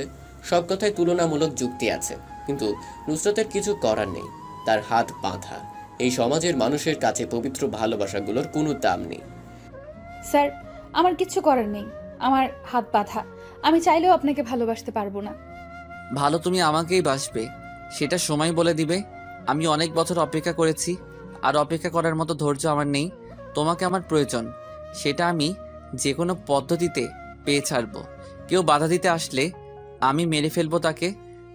আপনার যা ইচ্ছা আপনি তা করেন, এর মধ্যে আমি নেই। আমাকে এখন যেতে হবে, নয়তো সবাই খারাপ কিছু চিন্তা করবে। নুসরাতের কথাটা শোনা মাত্র রিয়ান চেয়ার থেকে উঠে দাঁড়ায়, কেবিনের দরজাটা লক করে ফেলে। নুসরাত রিয়ানের এমন কাণ্ডে ভয় পেয়ে যায়। রিয়ান নুসরাতের দিকে গুটি গুটি পায়ে এগোতে থাকে। নুসরাত এক পা করে পেছাতে থাকে রিয়ানের থেকে। পিছাতে পেছাতে একসময় টেবিলের সাথে ধাক্কা লাগে, পিছন যাওয়ার আর জায়গা নেই। নুসরাত নিজের হাত দিয়ে টেবিল চেপে ধরে আছে। মনের ভিতর ভয় সৃষ্টি হয়েছে। রিয়ান নুসরাতের ভয় পাওয়া মুখের ফেসটা দেখে শয়তানি হাসি দেয়। রিয়ান নুসরাতের অনেক কাছে চলে এসেছে। দুজনের মধ্যে এখন এক আঙ্গুল সমপরিমাণ দূরত্ব। নুসরাতের বুকের ভেতর মনে হচ্ছে ট্রেন ছুটছে। কপালের আশেপাশে বিন্দু বিন্দু ঘাম জমেছে। চুলগুলো সেই ঘামে লেপ্টে রয়েছে। রিয়ান বিষয়টা খেয়াল করলো, নুসরাতকে অনেক আকর্ষণীয় লাগছে। নিজ হাত দিয়ে নুসরাতের লেপ্টে থাকা চুলগুলো কানের পেছনে গুজে দেয় রিয়ান। নুসরাত রিয়ানের থেকে অনেকটা খাটো, যার কারণে রিয়ানের বুকের হার্টবিটের ধুকপুক আওয়াজ ভালো করে শুনতে পাচ্ছে সে। রিয়ানের দেওয়া বডি স্প্রের ঘ্রাণটা নুসরাতের কাছে পরিচিত মনে হচ্ছে। ওই দিন রাতের অচেনা আগন্তুকের শরীর থেকেও এমন একটা ঘ্রাণ বেরিয়েছিল। আবার আজ একই ঘ্রাণ রিয়ানের শরীর থেকে পাওয়া যাচ্ছে। ব্যাপারটা কেমন যেন রহস্যময় লাগছে নুসরাতের কাছে। হঠাৎ নুসরাতের মুখের উপর রিয়ান ফু দেয়। নুসরাত হালকা কেঁপে উঠছে। রিয়ানের চোখ জোড়া কি যেন বলতে যাচ্ছে, কিন্তু নুসরাত বুঝতে পারছে না। অনেক মানুষ আছে যারা আরেকজনের চোখের ভাষা বুঝতে পারে। নুসরাত আজ পর্যন্ত কারো চোখের ভাষা বুঝতে পারেনি। স্যার, কি করছেন এগুলো? ছাড়েন আমাকে, আমি চলে যাব এখান থেকে। রিয়ান নিজের বাম হাতটা দিয়ে নুসরাতের কোমর চেপে ধরে। নুসরাত কেঁপে ওঠে। নিজের ভিতর কেমন যেন একটা অন্যরকম অনুভূতি তাড়া করছে। রিয়ানের ডান হাতটা নুসরাতের চুলের পিছনে ঘাড়ে ধরে আছে। রিয়ানের গরম নিঃশ্বাস নুসরাতের মুখের উপর পড়ছে। নুসরাতের শরীরে শিহরণ বয়ে যাচ্ছে। দুজনের মধ্যে এখন একটু ফাঁকা জায়গা নেই। রিয়ান নিজের গোলাপি ঠোঁটজোড়া নুসরাতের নরম ঠোঁটে মিলিয়ে দেয়। নুসরাত যেন এটা বিশ্বাস করতেই পারছে না। একজন শিক্ষক তার সাথে এমন একটা কাজ করতে পেরেছে। দুজন দুজনের থেকে আলাদা হয়ে আছে। রিয়ান নুসরাতের থেকে একটু দূরে দাঁড়িয়ে আছে। দুজনেই জোরে জোরে শ্বাস ফেলছে। নুসরাত মাথা নিচু করে চুপচাপ হয়ে দাঁড়িয়ে আছে। রিয়ানের দিকে চাওয়ার মতো ক্ষমতা তার নেই। একরাশ লজ্জায় সে হানা দিয়েছে নুসরাতের মুখে। রিয়ান হাত দিয়ে নুসরাতের মুখটা উঁচু করে। লজ্জায় নুসরাত পিছনের দিকে ঘুরে দাঁড়ায়। রিয়ান মুচকি হাসে। নুসরাত, এদিকে আমি দাঁড়িয়ে আছি, আমার দিকে তাকাও। ওই দিকে কি দেখো? এদিকে তাকাও বলছি। নুসরাত তবুও তাকায় না। কেমন যেন লাগছে। রিয়ান নুসরাতকে নিজের দিকে ফিরায়। লজ্জায় মেয়েটার মুখটা লাল হয়ে আছে। এত লজ্জা পেলে কিভাবে হবে? আমাদের বিয়ের পর তো আরও কত রোমান্টিক অত্যাচার তোমাকে সহ্য করতে হবে। এখন থেকে প্রতিদিন আমার কেবিনে এরকম করে প্র্যাকটিস চলতে থাকবে, যাতে করে তোমার সব লজ্জা ভেঙে শেষ হয়ে যাবে। আপনি কিভাবে আমাকে বিয়ে করবেন? একজন শিক্ষক কেমন করে তার ছাত্রীকে বিয়ে করবে? সমাজের লোকেরা কি বলবে? এমন সমাজ ত্যাগ করে দূরে কোথাও নির্জনে চলে যাব আমরা, যেখানে থাকবো আমি আর তুমি। মুক্ত আকাশে তোমাকে নিয়ে উড়াবো প্রেমের ঘুড়ি। সেখানে আমাদের বাধা দেওয়ার মতো কোনো সমাজ নামক কিছু থাকবে না। এটা নিয়ে তোমাকে চিন্তা করতে হবে না। আমি যদি আপনার সাথে না যাই তাহলে কি করবেন? জোর করে তুলে নিয়ে যাব, হোক সেটা তোমার অমতে। তোমাকে পেলে অনুভবে মন ছুঁয়ে যাবে আমার। আপনার এই অসভ্য অনুভূতি নিজের মাঝেই পুষে রাখেন। আজ আমার সাথে যা করলেন আপনি, অন্য কেউ থাকলে যে কি করতো। তাহলে তুমি অন্যদের মতো কিছু করছো না কেন? চাইলেও তো তুমি জোরে জোরে ডেকে মানুষজনকে উপস্থিত করাতে পারতে, তাহলে করনি কেন? নুসরাত বাকরুদ্ধ হয়ে যায়। বলার মতো কিছু নেই। কি বলবে এই প্রশ্নের উত্তরে জানা নেই নুসরাতের। চাইলে নুসরাত চিৎকার দিয়ে সবাইকে জড়ো করতে পারত, কিন্তু সে নিজের অজান্তে এটা করলো না। কোনো একটা মায়া কাজ করেছে রিয়ানের প্রতি, কিন্তু এমন তো হওয়ার কথা না। স্যার, আমি বরং এখন যাই এখান থেকে। আমার অনুমতি ছাড়া এক পা পর্যন্ত নাড়াবে না। আমি যখন বলবো তখন তুমি বাইরে যাবে। কিন্তু স্যার, আমার বান্ধবীরা কি মনে করবে? এতক্ষণ ধরে আমি ভিতরে কি করছি সেটা যদি জানতে চায়, তাহলে কি জবাব দিব আমি? বলে দিবে আমার আর তোমার মধ্যে এতক্ষণ কি চলছিল, আর তোমার সব বান্ধবীদের শিখিয়ে দিবে রোমান্স কিভাবে করতে হয়। আমি এই ধরনের কথা কখনো ওদের বলবো না। আমার লাজ লজ্জা বলতে এই কিছু একটা তো আছে। বান্ধবীদের সাথে রোমান্টিক বিষয় নিয়ে বলা বলি করতে সমস্যা কোথায়? কলেজ জীবনে এইসব নিয়ে আমি বন্ধুদের সাথে কত মজা করতাম, আর এখন তুমি বলছো এই সামান্য বিষয় নিয়ে বলতে লজ্জা করবে? নুসরাত একটু রাগ দেখিয়ে বলে, এখন আমি যে সরাসরি সব বান্ধবীদের বলে দেব আমাদের রিয়ান স্যার আমাকে ভালোবাসে, তাই নিজের কেবিনে ডেকে প্রপোজ করে আবার জোর করে চুমুও খেয়েছে আমার ঠোঁটে। নিজের কথায় নিজেই ফেঁসে গেছে নুসরাত। রিয়ান হি হি হি করে দাঁত কেলিয়ে জোরে জোরে হাসতে থাকে। নুসরাত দরজাটা খুলে বেরিয়ে যায়। আর কিছুক্ষণ সেখানে দাঁড়িয়ে থাকলে রিয়ানের কথায় লজ্জায় লাল হতে হতো নুসরাতের। আজ আর তেমন কোনো ক্লাস নেই, তাই নুসরাত বাসার উদ্দেশ্যে রওনা দেয়। আর মনে মনে চিন্তা করতে থাকে, জীবনে কিছু কিছু প্রশ্ন থাকে যার উত্তর কখনো মিলে না। কিছু কিছু ভুল থাকে যা শোধরানো যায় না, আর কিছু কিছু কষ্ট থাকে যা কাউকে বলা যায় না। ঠিক এমন অবস্থা হয়েছে নুসরাতের। চাইলেও কাউকে বলতে পারছে না ওই দিন রাতের আগন্তুকের সম্পর্কে। কিভাবে বলবে? অচেনা আগন্তুক যা করেছে নিজের সম্মানের ব্যাপার। নুসরাত রাতে বিছানায় ঘুমোতে গেলেই সে ভয়ঙ্কর ঘটনা চোখের সামনে ভাসতে থাকে। কোনো একটা বিষয় নিয়ে মানুষ অনেক বেশি চিন্তা করলে একসময় সে ডিপ্রেশনে চলে যায়। বারবার একই বিষয়টা মাথায় চলে আসে। যতক্ষণ পর্যন্ত না সেই উল্লেখিত বিষয়সমূহের উত্তর পাওয়া যায়, ততক্ষণ মস্তিষ্ক এটা নিয়েই পড়ে থাকে। নুসরাত নিজেও ডিপ্রেশনে ভুগছে। নিজের মনের কথা কাউকে শেয়ার করলে কিছুটা শান্তি পাওয়া যায়, কিন্তু নুসরাতের কাছে এমন একটা ঘটনা ঘটছে যা লজ্জায় কাউকে বলতেও পারছে না সে। মৃত্যুর যন্ত্রণার থেকেও ডিপ্রেশনে পড়া যন্ত্রণা যে কত কঠিন, কত ভয়ানক, তা একমাত্র ভুক্তভোগী অনুভব করতে পারে। নুসরাতের এখন কিছুই ভালো লাগে না। এই ব্যস্ত শহর, ব্যস্ত সব মানুষজন মিলিয়ে সবকিছু নিরামিষ মনে হচ্ছে। একসময় শহরটাকে নুসরাত সবচেয়ে বেশি পছন্দ করত। ছোট থেকেই বড় হওয়া পর্যন্ত নুসরাতের অবস্থান ছিল ব্যস্ত শহরে। এখন একা থাকতে বেশি মনে চায় ওর। একা থাকাটা অনেকটা নেশার মতো কাজ করে মানুষের মধ্যে। নুসরাত একাকিত্বের নেশায় আসক্ত হয়ে গেছে। বেশি কিছুক্ষণ ধরে নুসরাত খেয়াল করছে তার আশেপাশে দুইটা ছেলে বাইক নিয়ে রাউন্ড দিচ্ছে। কলেজ থেকে নুসরাতের বাসার দূরত্ব অল্প, তাই সে মাঝে মধ্যে হেঁটে হেঁটেই বাসায় যায়। আজও নুসরাত হেঁটে হেঁটে বাসায় যাচ্ছিল, তখন একটা ছেলে দুইটা নুসরাতের পেছনে পড়ে আছে। ছেলে দুইটাকে নুসরাত ভালো করেই চিনে, পাশের এলাকার ছেলে। মেয়েদের ইফটিজিং করা মূলত তাদের প্রধান কাজ। অনেক আগে থেকেই নুসরাতের পেছনে পড়ে আছে বাইকের উপর থাকা কালো চেহারার রফিক নামের ছেলেটা। নুসরাত কাউকে তেমন পাত্তা দেয় না। তবুও নুসরাতকে রফিক অনেক ডিস্টার্ব করে। রফিক অনেক খারাপ একটা ছেলে, থানায় অনেক কেস আছে রফিককে নিয়ে, এর মধ্যে অন্যতম রেপ। নুসরাত সবসময় রফিকের থেকে দূরে দূরে থাকে, কখন কি করে বলা যায় না। রফিক নামে ছেলেটা বাইক থেকে নামে, হলুদ রঙের একটা গেঞ্জি, কাটা ছেঁড়া একটা স্টাইলিশ প্যান্ট, গলায় ঝুলে আছে মোটা চেইন, মুখে জ্বলন্ত সিগারেট। রফিক নুসরাতের সামনে এসে দাঁড়ায়। নুসরাত একটু সরে বাম পাশ দিয়ে চলে যাবে, সামনে এসে দাঁড়ায় রফিক। ডান দিক দিয়ে গেলেও পথ আটকায় রফিক। নুসরাত রেগে যায় রফিকের এমন আচরণে। সমস্যা কি? রাস্তার মাঝে এটা কি ধরনের আচরণ? সরে দাঁড়ান, আমাকে যেতে দেন। অনেক দিন ধরে তোর পিছনে পড়ে আছি, কিন্তু তুমি আমাকে একটু পাত্তা দাও না। আজ শেষবার, এরপর আর কোনো সুযোগ দিব না। আপনার সুযোগ দেওয়ারও প্রয়োজন নেই। আপনি আমার পেছনে এমন করে পড়ে আছেন কেন? রাস্তায় কি অন্য কোনো মেয়ে দেখেন না? অন্য মেয়েদের দিকে নজর যায় তো? অন্য মেয়েরা তো তোমার মতো এত সুন্দরী না। তোমার যে ফিগার দেখলেই নিজেকে কন্ট্রোল করতে অসম্ভব হয়ে যায়। রফিক কথাটা বলেই নুসরাতের শরীরে হাত দেয়। নুসরাত এক ঝাটকায় রফিকের হাতটা সরিয়ে দিল। নিজের হাত ডান হাত দিয়ে রফিকের বাম গালে কষে একটা চড় মারে। দূর থেকে কোনো এক আগন্তুক বিষয়টা খুব করে দেখেছে। নুসরাতের সাথে কেউ এমন করুক এটা চায় না আড়ালের আগন্তুক। নুসরাত রেগে মেগে বলে, মেয়েদের শরীর এত পছন্দ, তাহলে পতিতালয়ে গিয়ে নিজের শখ মিটিয়ে আয়। আমার সাথে এরপর থেকে যদি কোনো ধরনের বেয়াদবি করিস তাহলে এর ফল ভালো হবে না কিন্তু। রফিক বাম গালটা হাত দিয়ে বলে, তোমার ওই নরম হাতে চর খেতে আমি প্রতিদিন এমন 2-4টা ভুল করতেই পারি। নুসরাত জানে রফিককে এখন কিছু বললে সে আরো কথা ঘুরিয়ে পেঁচিয়ে অযথা সময় নষ্ট করবে। নুসরাত চলে আসে সেখান থেকে। রফিক সেখানে দাঁড়িয়ে নিজে নিজে বলছে, নুসরাত, তোমাকে আমার চাই, সেটা এক রাতের জন্য হলেও।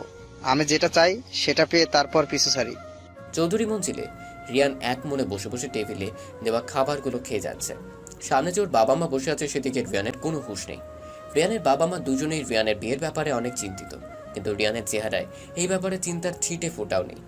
রিয়ান, আমি আর তোমার বাবা যে এতক্ষণ এখানে বসে বসে কথাগুলো বলেছি, তুমি কি তা শুনতে পেয়েছো? রিয়ান কথাটা শুনেও না শোনার মতো করে খেয়েই যাচ্ছে। রিয়ানের মুখ থেকে কোনো জবাব না পেয়ে রিয়ানের বাবা রেগে বলেন, কি হলো রিয়ান, তোমার মায়ের কথার জবাব দিচ্ছ না কেন? এটা কোন ধরনের বেয়াদবি? রিয়ান টেবিলের উপর থাকা পানির ভর্তি গ্লাস হাতে নিয়ে এক ঢোকে সবটুকু পানি পান করে। বলতে শুরু করে, খাবার খাওয়ার সময় যে কথা বলতে হয় না সেটা তো তোমরা দুজন জানো, তাহলে কেন আমাকে খাওয়ার সময় প্রশ্ন জিজ্ঞেস করছো? রিয়ানের বাবা আরিয়ান থমকে যায় নিজের ছেলের এমন উত্তরে। আরিয়ান চৌধুরী একজন বিজনেসম্যান। বিজনেস করতে হলে প্রথমে দরকার মস্তিষ্কের বুদ্ধি। একজন বিজনেসম্যান হয়ে থাকে অনেক বুদ্ধিমান। নিজেরা নিজেদের সাথে কঠোর মাইন্ড গেম খেলতে থাকে। যে যত বেশি ভালো মাইন্ড গেম খেলতে পারবে সে তত তাড়াতাড়ি নিজের কোম্পানিকে বিশ্বের সামনে তুলে ধরতে পারবে। ঠিক তেমনি একজন বিশাল মাইন্ড গেমার আরিয়ান চৌধুরী সবসময় মাইন্ড গেমারের মতো আচরণ করে, কিন্তু আজ নিজের ছেলেকে প্রশ্ন করে যে উত্তর পেল এতে আরিয়ান মোটেও খুশি না। সেটা আমি জানি। এখন তোমার খাওয়া শেষ হয়েছে, তাহলে তোমার মায়ের প্রশ্নের জবাব দাও। এত অস্থির হচ্ছ কেন? আমি প্রশ্নের জবাব অবশ্যই দিব। মা, এবার তুমি আমাকে আবার প্রশ্ন করো। প্রশ্ন তোমার কাছে একটাই, সেটা হলো তোমার বিয়ে নিয়ে। আমাদের একমাত্র ছেলে তুমি, ভালো বয়সও হয়েছে তোমার। এখন আমরা চিন্তা করছি তোমার জন্য মেয়ে দেখব। বিয়ে করতে আমার কোনো সমস্যা নেই, তবে তবে কি? আমি আমার পছন্দ করা মেয়েকে বিয়ে করতে চাই। তোমরা জানো আমি একটা মেয়েকে ভালোবাসি, সেটা হলো নুসরাত। আমি বিয়ে করলে নুসরাতকেই করব, অন্য কোনো মেয়েকে না। আমরা তো সেটা মানা করছি না। তুমি তোমার ভালোবাসার মানুষকে বিয়ে করবে, এটা ভালো কথা। নুসরাতের বাসার ঠিকানা দাও, আমরা যে কথা বলে আসি। রিয়ান নুসরাতের বাসার ঠিকানা দিয়ে দেয়। রিয়ান মনে মনে অনেক খুশি, নিজের ভালোবাসার মানুষকে কিছুদিন পরেই সারা জীবনের সঙ্গী হিসেবে পেতে যাচ্ছে। কিন্তু নুসরাতের বাবা মা যদি এই সম্বন্ধে রাজি না হয় তাহলে কি হবে? নিজের উপর বিশ্বাস রাখার মানেই একজন মানুষ আত্মবিশ্বাসী। সে বিশ্বাস করে নিজের জন্য সঠিক সিদ্ধান্ত নেওয়ার ক্ষমতা তার আছে। রিয়ান সফল হতে চাইলে সামনে আসা সব চ্যালেঞ্জ মোকাবেলা করতে হবে। চ্যালেঞ্জ বেছে নেওয়ার কোনো সুযোগ নেই। যে কোনো অবস্থায় নিজেকে সঠিকভাবে পরিচালনা করাই জ্ঞানী ব্যক্তির কাজ। রিয়ান কখনো হারতে শেখেনি, কষ্ট করে হলেও জিতেছে। এইবার তো এটা নিজের ভালোবাসার মানুষকে নিজের করে পাওয়ার লড়াই। রাত প্রায় 11:15। রিয়ান নিজের ঘরের আয়নার সামনে তাকিয়ে দাঁড়িয়ে আছে। চোখে মুখে লেগে আছে রাগের প্রতিচ্ছবি। রিহান বহুদিন পর আজকে ওর পরিচিত একটা ড্রেস পরেছে। কানাডা যাওয়ার আগে মাঝে মধ্যে রাতে কোনো মিশনের উদ্দেশ্যে পরিধান করে যেত সে। কিন্তু কানাডা যাওয়ার পর থেকে কখনো সেই পরিচিত ড্রেসটা পরা হয়নি। আজ আবারও সেই মিশনের উদ্দেশ্যে বের হবে রিয়ান। পরনে তার কালো কালারের একটা জিন্স জ্যাকেট, কালো প্যান্ট, মাথায় লম্বা হুডওয়ালা টুপি, মুখে একটা মাস্ক, সাদা কালারের উপর লাল রং ছিটানো। মাস্ক ডিজাইনটা দেখতে খুবই ভয়ানক। লাল রংটা মানুষের রক্তের মতো দেখা যায়। রিয়ান আলমারির ভিতর থেকে একটা সাদা কালারের বক্স বের করে। এমন ধরনের বক্স ডাক্তারের সাথে দেখা যায়। আলমারিতে লুকিয়ে রাখা পুরনো পিস্তলটা বের করে কোমরের কভার পয়েন্টে রাখে রিয়ান। বিছানার উপর থেকে বাইকের চাবিটা নিয়ে রওনা দেয় ভয়ঙ্কর মিশনের উদ্দেশ্যে। আকাশে কালো মেঘ ঘোরাঘুরি করছে। আচমকাই আলোহীন আসমানে বিদ্যুৎ চমকাচ্ছে। আকাশে তারার ছিটে ফোটাও নেই। যখন তখন বৃষ্টি নামতে পারে। বড় বড় নাইট ক্লাবগুলো বন্ধ করে দিচ্ছে। রাতের এমন অবস্থা দেখে রাস্তার আশেপাশে ছোট বড় সমস্ত দোকান বন্ধ হয়ে গেছে। নির্জন রাস্তাগুলো একেবারে নীরব হয়ে গেছে। রফিক আর সেলিম নাইট ক্লাব থেকে বেরিয়ে বাসার দিকে যাচ্ছিল। তখনই সামনে দেখতো পায়ে বাইকের উপর কেউ বসে বসে মনের সুখে সিগারেট টানছে। দেখে মনে হচ্ছে আবহাওয়ার গতিবেগের এমন পরিবর্তনের অবস্থায় সে ব্যক্তিটা ভয় পাচ্ছে না। রফিক আর সেলিম আজ একটু বেশি নেশা করে ফেলেছে। দুজন ঠিকমতো হাঁটতে পারছে না, হেলে দুলে হাঁটছে। রফিক যে বাইকের উপর বসা আগন্তুকের সামনে দাঁড়ায়, পিছনে সেলিম। রফিক মাতালদের মতো করে বলতে শুরু করে, এই কে তুই? এত রাতে রাস্তার মাঝখানে বাইক দাঁড় করিয়ে বসে বসে সিগারেট টানছিস? আগন্তুক বাইক থেকে নেমে দাঁড়ায়। সিগারেটে একটা টান দিয়ে সবগুলো বিষাক্ত ধোঁয়া রফিকের মুখের উপর ছাড়ে। নে, এবার বাইক থেকে নেমে সিগারেট টানছি।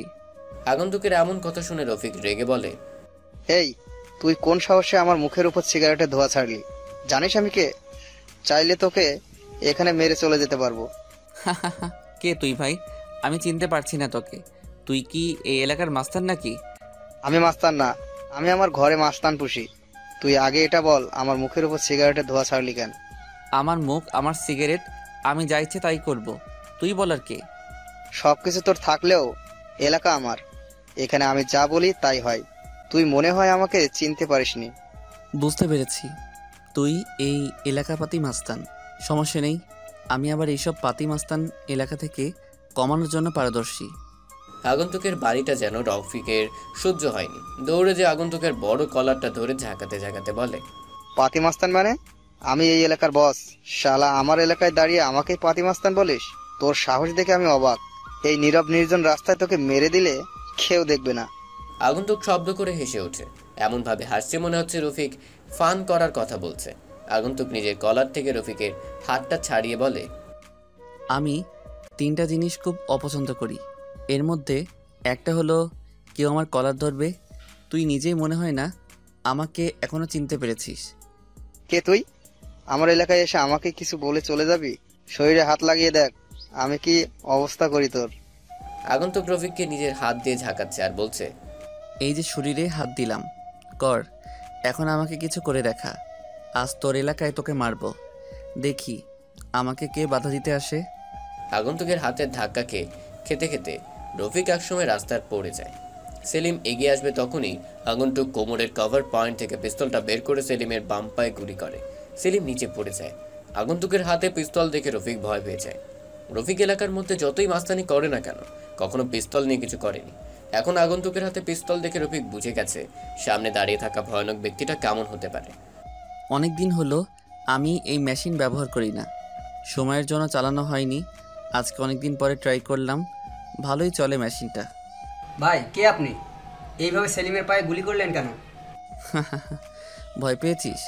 আমি মানুষকে ভয় দেখাতে ভালোবাসি, অনেক মজা পাই তখন যখন আমাকে দেখে কেউ ভয় পায় আর আমার চরণে পড়ে ক্ষমা চাই। তুই আমাকে মজা দিয়েছিস, আমি তোকে প্রাণে মারব না, শুধু বাম হাতটা কেটে দিব। আগন্তুক পাগলের মতো করে হাসতে হাসতে দৌড়ে যেয়ে বাইকের উপর থেকে একটা বক্স নিয়ে আসে। রফিক আগন্তুকের এমন পাগলামি হাসি দেখে ভয় পেয়ে যায়। আগন্তুক বক্সের ভিতর থেকে ছোট একটা ধারালো অস্ত্র বের করে। অস্ত্রটা দেখে মনে হচ্ছে অনেক ধারালো, শক্ত কোনো কিছু মুহূর্তের মধ্যে কেটে যাবে। কি করতে যাচ্ছে আগন্তুক জানা নেই রফিকের। ভাই, এটা বের করছেন কেন? কি করবে এটা দিয়ে? যা ইচ্ছা করেন আমাকে, কিন্তু কিছু করবেন না। তোকে কিছু করব না তো, শুধু তোর এই নোংরা হাতটা কেটে ফেলবো। কেমন লাগবে বলতো? আমার ভাবতেই কেমন যেন লাগছে। রফিক নিজের হাত দুটো পেছনে নিয়ে নেয়। এই পাগলা আগন্তুকের বিশ্বাস নেই। আগন্তুক ডান হাতে অস্ত্রটা ধরে বাম হাত দিয়ে রফিকের সাথে জোরাজুরি করছে। এক পর্যায়ে এমন কিছু ঘটবে বিশ্বাসই হচ্ছে না রফিকের। আগন্তুক আজকে হিংস্র রূপ নিয়েছে। নিজেকে মনে হচ্ছে কোনো আক্রমণ ভাগের নির্যাতিত হিংস্র পশু। রফিক কোনো অবস্থায় নিজের হাত দিতে প্রস্তুত না। অনেকক্ষণ জোরাজোরি করার পর আগন্তুক রফিকের বাম হাতটা ধরতে সক্ষম হয়। সবার চোখের পলকের আগে আগন্তুক অস্ত্রটা দিয়ে রফিকের বাম হাতটা কেটে ফেলে। রফিক জোরে চিৎকার দিয়ে ওঠে, কিন্তু রফিকের চিৎকার শুনে কেউ আজ তাকে বাঁচাতে আসবে না। আগন্তুক উচ্চস্বরে পাগলের মতো হাসতে থাকে। বক্স থেকে কিছু ডাক্তারি জিনিসপত্র বের করে।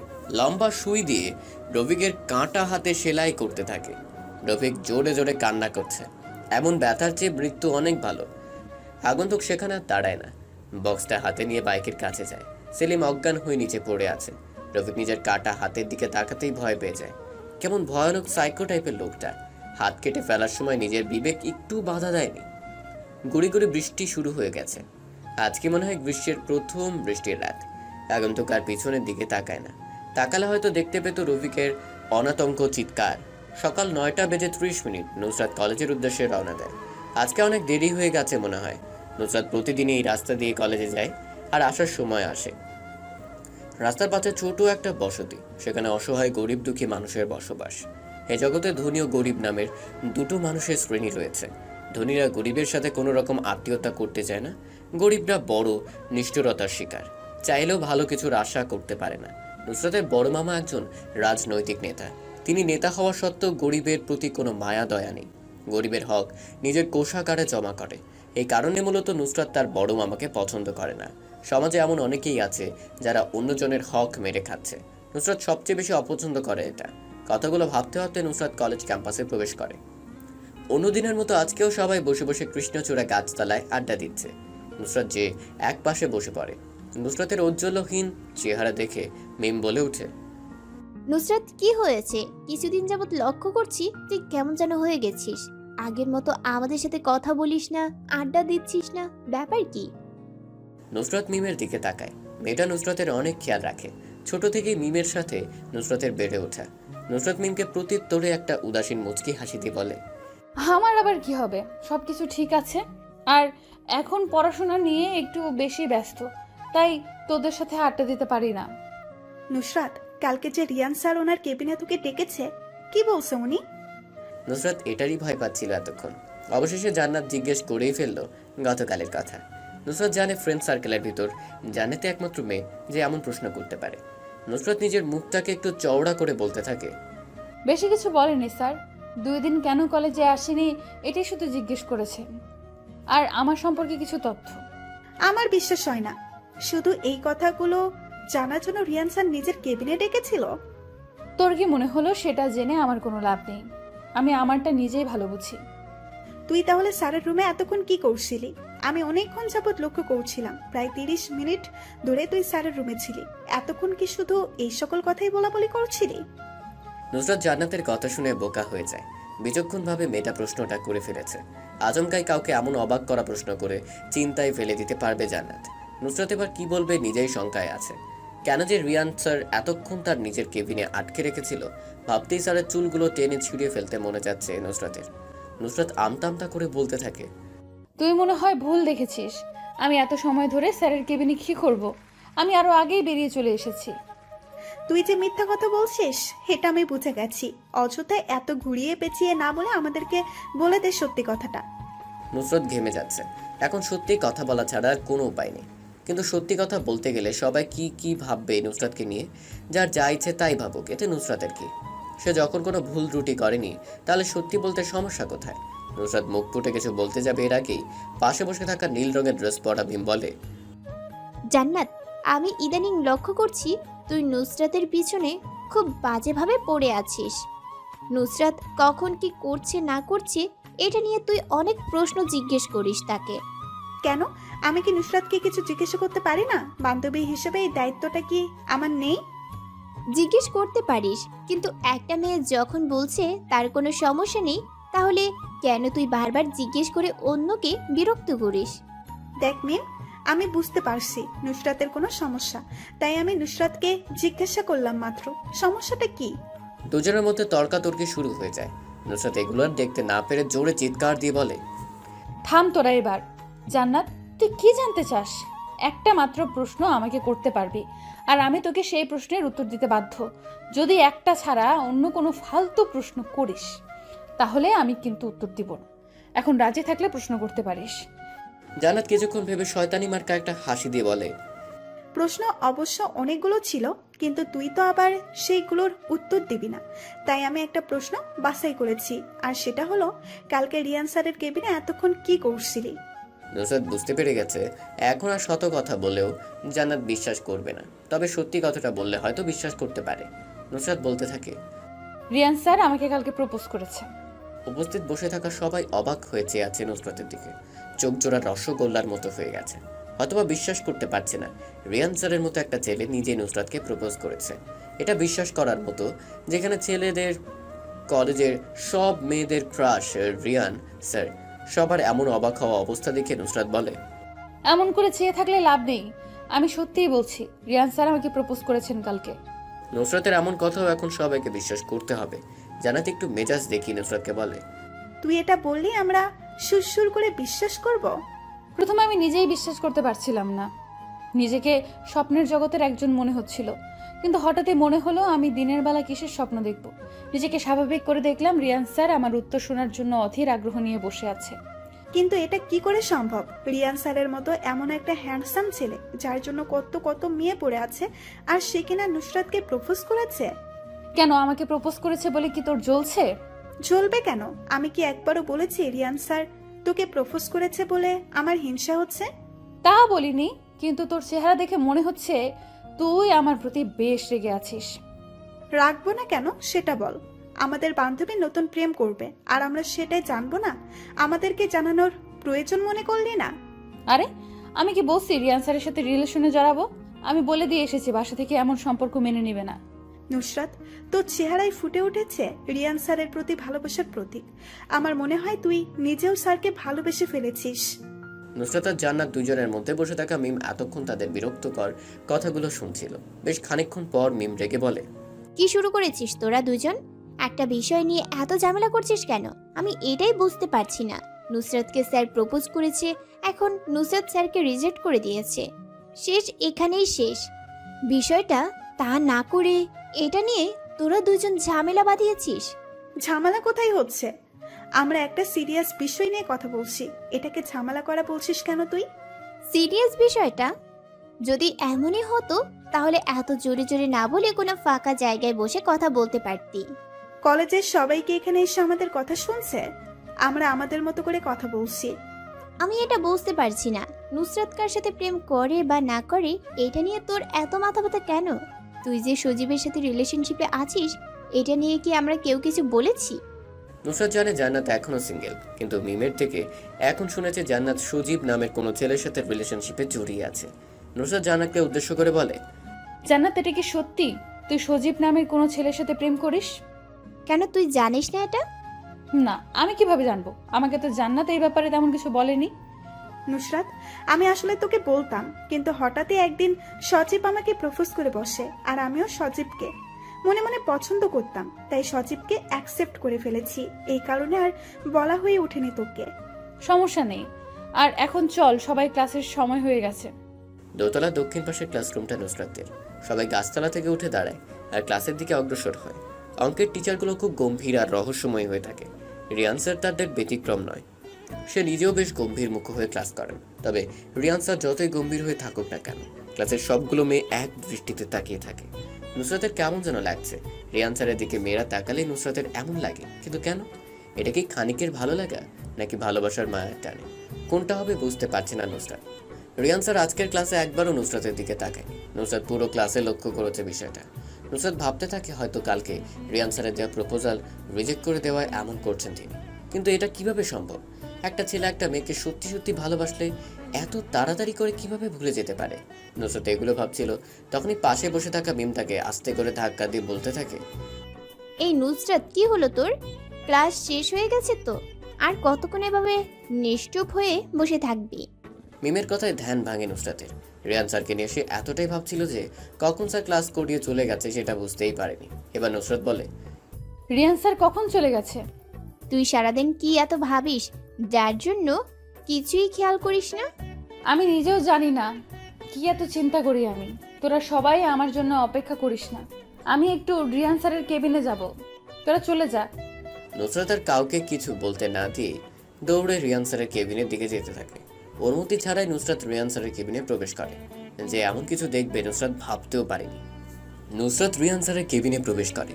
রিয়ান স্যারের হাত কলেজের সবচেয়ে সুন্দরী টিচার অপর্ণা ম্যাডাম ধরে বসে আছে। অপর্ণা ম্যাডাম এখনো সিঙ্গেল। মনের মতো কোনো ছেলে পায় না বলে ম্যাডাম এখনো বিয়ের সাজ সাজেনি। অপর্ণা ম্যাডামের বয়স প্রায় 30-এর কাছাকাছি, কিন্তু ম্যাডামকে দেখে কোনোভাবে বোঝা যায় না ওনার বয়স এত। বলতে গেলে কলেজের সব ছেলেগুলো ম্যাডামকে ইমপ্রেস করার ধান্দায় থাকে, কিন্তু ম্যাডাম কাউকে তেমন পাত্তা দেয় না। ম্যাডাম রিয়ান স্যারের হাত দুটো ধরে কি যেন বলছে। নুসরাত এটা দেখে ভীষণ রেগে যায়, কিন্তু এটা সে বাইরে প্রকাশ করে না। নিজেও চায় না এটা বাইরে প্রকাশ হোক। নুসরাতকে অনুমতি ছাড়া আচমকাই কেবিনে প্রবেশ করতে দেখে রিয়ান স্যার নিজের হাত দুটো ম্যাডামের কাছ থেকে ছাড়িয়ে বসা থেকে উঠে দাঁড়ায়। অপর্ণা ম্যাডামও বসা থেকে উঠে দাঁড়িয়ে পিছন ফিরে তাকিয়ে দেখে নুসরাত চুপটি করে দাঁড়িয়ে আছে, আর শান্ত চোখের সামনে দাঁড়িয়ে থাকা ব্যক্তি দুইটার দিকে অচেনা দৃষ্টিতে তাকিয়ে আছে।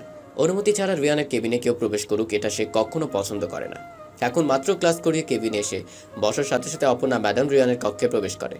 রিয়ান কলেজে আসার পর থেকে সে একটা বিষয় লক্ষ্য করছে, সেটা হলো এই অপর্ণা ম্যাডাম রিয়ানের দিকে কেমন দৃষ্টিতে যেন তাকিয়ে থাকে।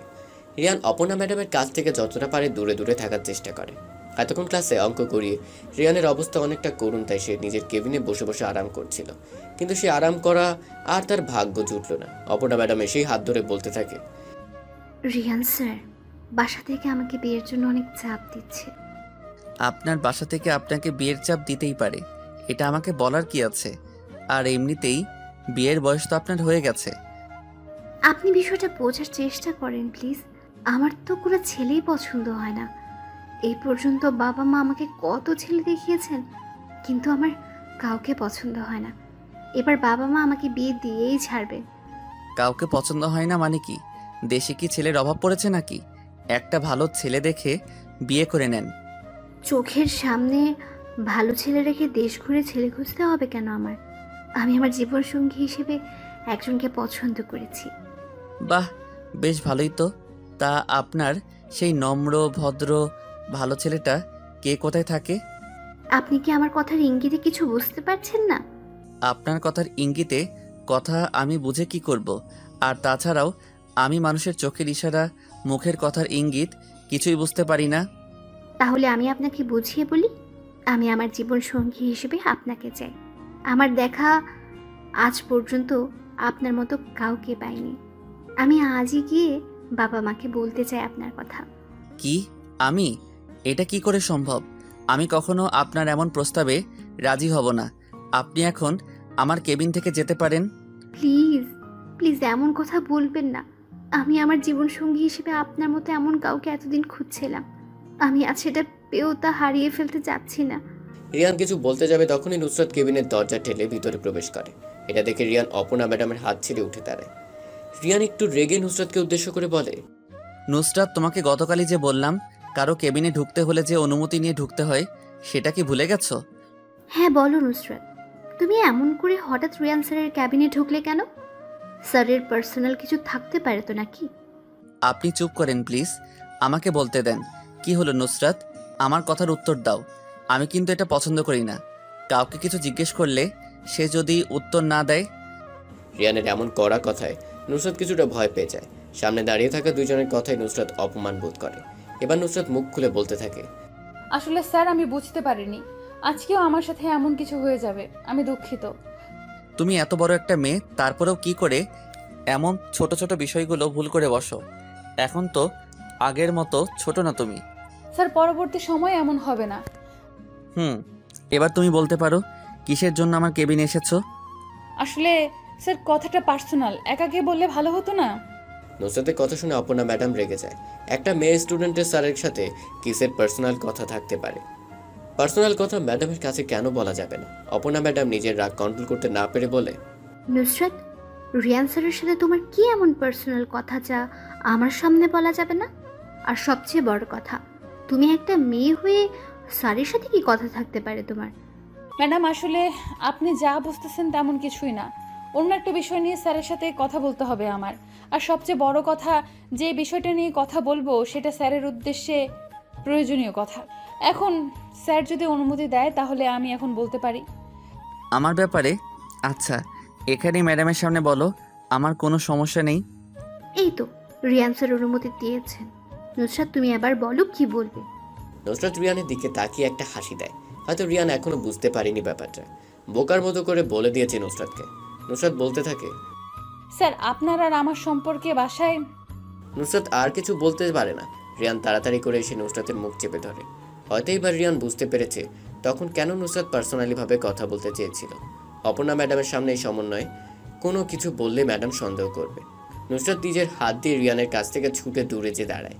রিয়ান এবার বলে, নুসরাত, তুমি না হয় পরে এক সময় এই ব্যাপারে আমার সাথে কথা বইলো, এখন আর কিছু বলতে হবে না। রিয়ান স্যার এটা কি হলো? আপনি নুসরাতের মুখ এইভাবে চেপে ধরেছেন কেন? আর নুসরাতকে পুরো কথা বলতে দিননি কেন? এমনি। আর আমি বুঝতে পারছি কথাটা আমার পার্সোনাল। আপনার পার্সোনাল কথা কি আমি শুনতে পারি না? আমার পার্সোনাল কথা আপনি শুনবেন কেন? কথাটা আমার আর নুসরাতের মধ্যেই সীমাবদ্ধ থাকবে। অপর্ণা ম্যাডাম কিছু বলতে যাবে এর আগেই নুসরাত বলতে থাকে, স্যার কখন সময় হবে আপনার? আজকের মধ্যেই কিন্তু কথাটা শুনতে হবেই আপনার। নুসরাত, তুমি একটা কাজ করতে পারো, বিকালের দিকে তোমাদের বাসার পাশে যে পার্কটা আছে সেখানে চলে এসো, আমি উপস্থিত থাকবো। এখন তুমি যেতে পারো। রিয়ানের কথা মতো নুসরাত কেবিন থেকে বেরিয়ে পড়ে। নুসরাত যাওয়ার সময় অবশ্য অপর্ণা ম্যাডাম ডাকছিল, কিন্তু নুসরাত সেদিকে খেয়াল করেনি। নুসরাত যাওয়ার পরে অপর্ণা বলতে থাকে, এটা কি হলো? নুসরাতকে এভাবে চলে যেতে দিলেন কেন? আর আপনারা এবং নুসরাতের সম্পর্ক, এগুলোর মানে কি আমি কিছুই বুঝতে পারছি না। ম্যাডাম, আপনাকে কিছু বুঝতে হবে না, যা বোঝার আমি বুঝে গেছি। দেখুন রিয়ান, আমি আপনাকে বলে দিচ্ছি, আপনার আর নুসরাতের মধ্যে কোনো সম্পর্ক থাকলে তা ভেঙে ফেলেন। এবার কিন্তু বেশি বেশি হয়ে যাচ্ছে। আপনি আমার ব্যাপারে একটু বেশি চিন্তাভাবনা করছেন। আমার আর নুসরাতের মধ্যে অনেক আগে থেকেই সম্পর্ক গড়ে উঠেছে। এখন আমি আপনার কথায় শুধু শুধু কেন এমন একটা পবিত্র সম্পর্ক ভেঙে ফেলবো বলেন? অপর্ণা মাথাটা নিচু করে ফেলে। সত্যি তো, একটা সম্পর্ক গড়ে তোলা যতটা সহজ, ভাঙাটা তার থেকে অনেক কঠিন। অপর্ণা রিয়ানকে প্রথম দেখাতেই ভালো লেগে গেছে।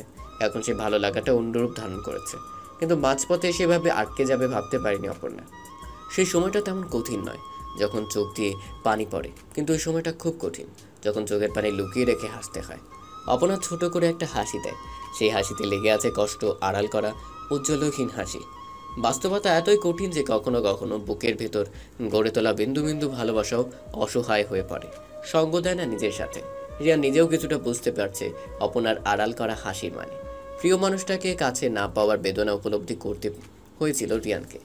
হায়রে ভালোবাসা, কাউকে হাসাও, কাউকে কাঁদাও, আর কাউকে একেবারে শেষ করে দেয়। রিয়ানের পক্ষে এখন কিছু করার নেই, কারণ সে নিজেও অন্য আরেকজনকে ভালোবাসে।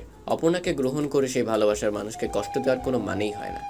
বিকেল 5:17 নুসরাত নিজের বাসার পাশের পার্কে বসে আছে রিয়ানের অপেক্ষায়, কিন্তু অনেক সময় হয়ে এসেছে এখনও রিয়ানের দেখা মেলেনি। নুসরাতের সবচেয়ে বেশি বিরক্তিকর লাগে তখন যখন কারোর জন্য অনেক সময় ধরে অপেক্ষা করার পরও সেই ব্যক্তিটা না আসে। অপেক্ষার প্রহর গুনতে গুনতে অবশেষে রিয়ান এসে পৌঁছাতে পেরেছে। আজকে রিয়ান ব্ল্যাক কালারের একটা বাইক নিয়ে এসেছে, পরনে কালো কালারের একটা পাঞ্জাবি। এই ছেলেটাকে যা পরে সব কিছুতেই বেশ ভালোই মানে। নুসরাতের কাছে রিয়ানের আজকের আগমনটা ভালো লেগেছে। সচরাচর এখন মানুষজন এমন পুরনো যুগের পাঞ্জাবি পরে না। রিয়ান যে সেই আগের কালের প্রেমিক পুরুষদের মতো করে এসেছে, নুসরাত বেশ খুশি হয়েছে। রিয়ান এসে নুসরাতের বসা মাঝারি আকারের বেঞ্চের উপর আরাম করে বসে। দুজনের বসার জন্য বেঞ্চটা উপযোগী, কিন্তু যদি আবার 3 জন বসতে চায় তাহলে বেশি চাপাচাপি করে বসতে হবে। এখন মোটামুটি দুজনের মধ্যে অনেকটাই ফাঁকা রয়েছে। রিয়ান নুসরাতের দিকে একটু চেপে বসে। নুসরাত অন্য সকল মেয়েদের ন্যায় দূরে সরে বসে না, এক জায়গায় স্থির হয়ে বসে থাকে। সে দেখতে চায় রিয়ান তার সাথে কি করে। মানুষ জাতিটা বেশ চিন্তামগ্ন জাতি। নিজে পটু হওয়ার জন্য নিজের জ্ঞানকে বৃদ্ধি করতে সব কিছুই করতে পারে। আচ্ছা, আপনি আমার দিকে এত চেপে বসেছেন কেন? ওই দিকে তো আরো অনেক জায়গা ফাঁকা আছে। আচমকাই নুসরাত কথাটা বলে ওঠে। রিয়ান নিজের স্থির দৃষ্টিটা নুসরাতের উপর ফেলে, এমনভাবে তাকিয়ে আছে যেন নুসরাত কথাটা বলে ভুল করে ফেলেছে। অনেক মানুষ আছে যারা নিজের মস্তিষ্ককে কল্পনার জগতে ভাসাতে ভালোবাসে।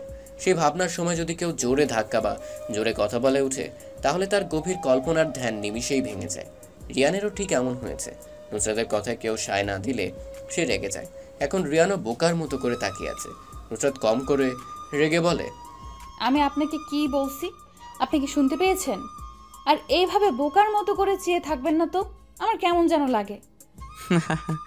আমার চোখ আমি কোথায় তাকাবো না তাকাবো সেটা আমি বুঝবো, তুমি বলার কে? এখন আমার চোখ যাচ্ছে সামনে বসে থাকা পরীকে দেখে নিজের রেটিনাকে শান্ত করার। আপনার চোখ যেমন ঠিক আছে ঠিক তেমনই সেই চোখের দৃষ্টি সরাতে আমার হাতও আছে। একটা মেরে চোখ জোড়া বন্ধ করে দেবো বলে দিলাম। আমি তোমার শিক্ষক হই, সম্মান দিয়ে কথা বলো।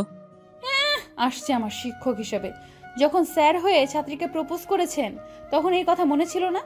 রিয়ান বোকা বনে যায়, নিজের বলা কথায় নিজেই ফেসে গেছে। নুসরাতের কাছ থেকে সে এমন উত্তর আশা করেনি।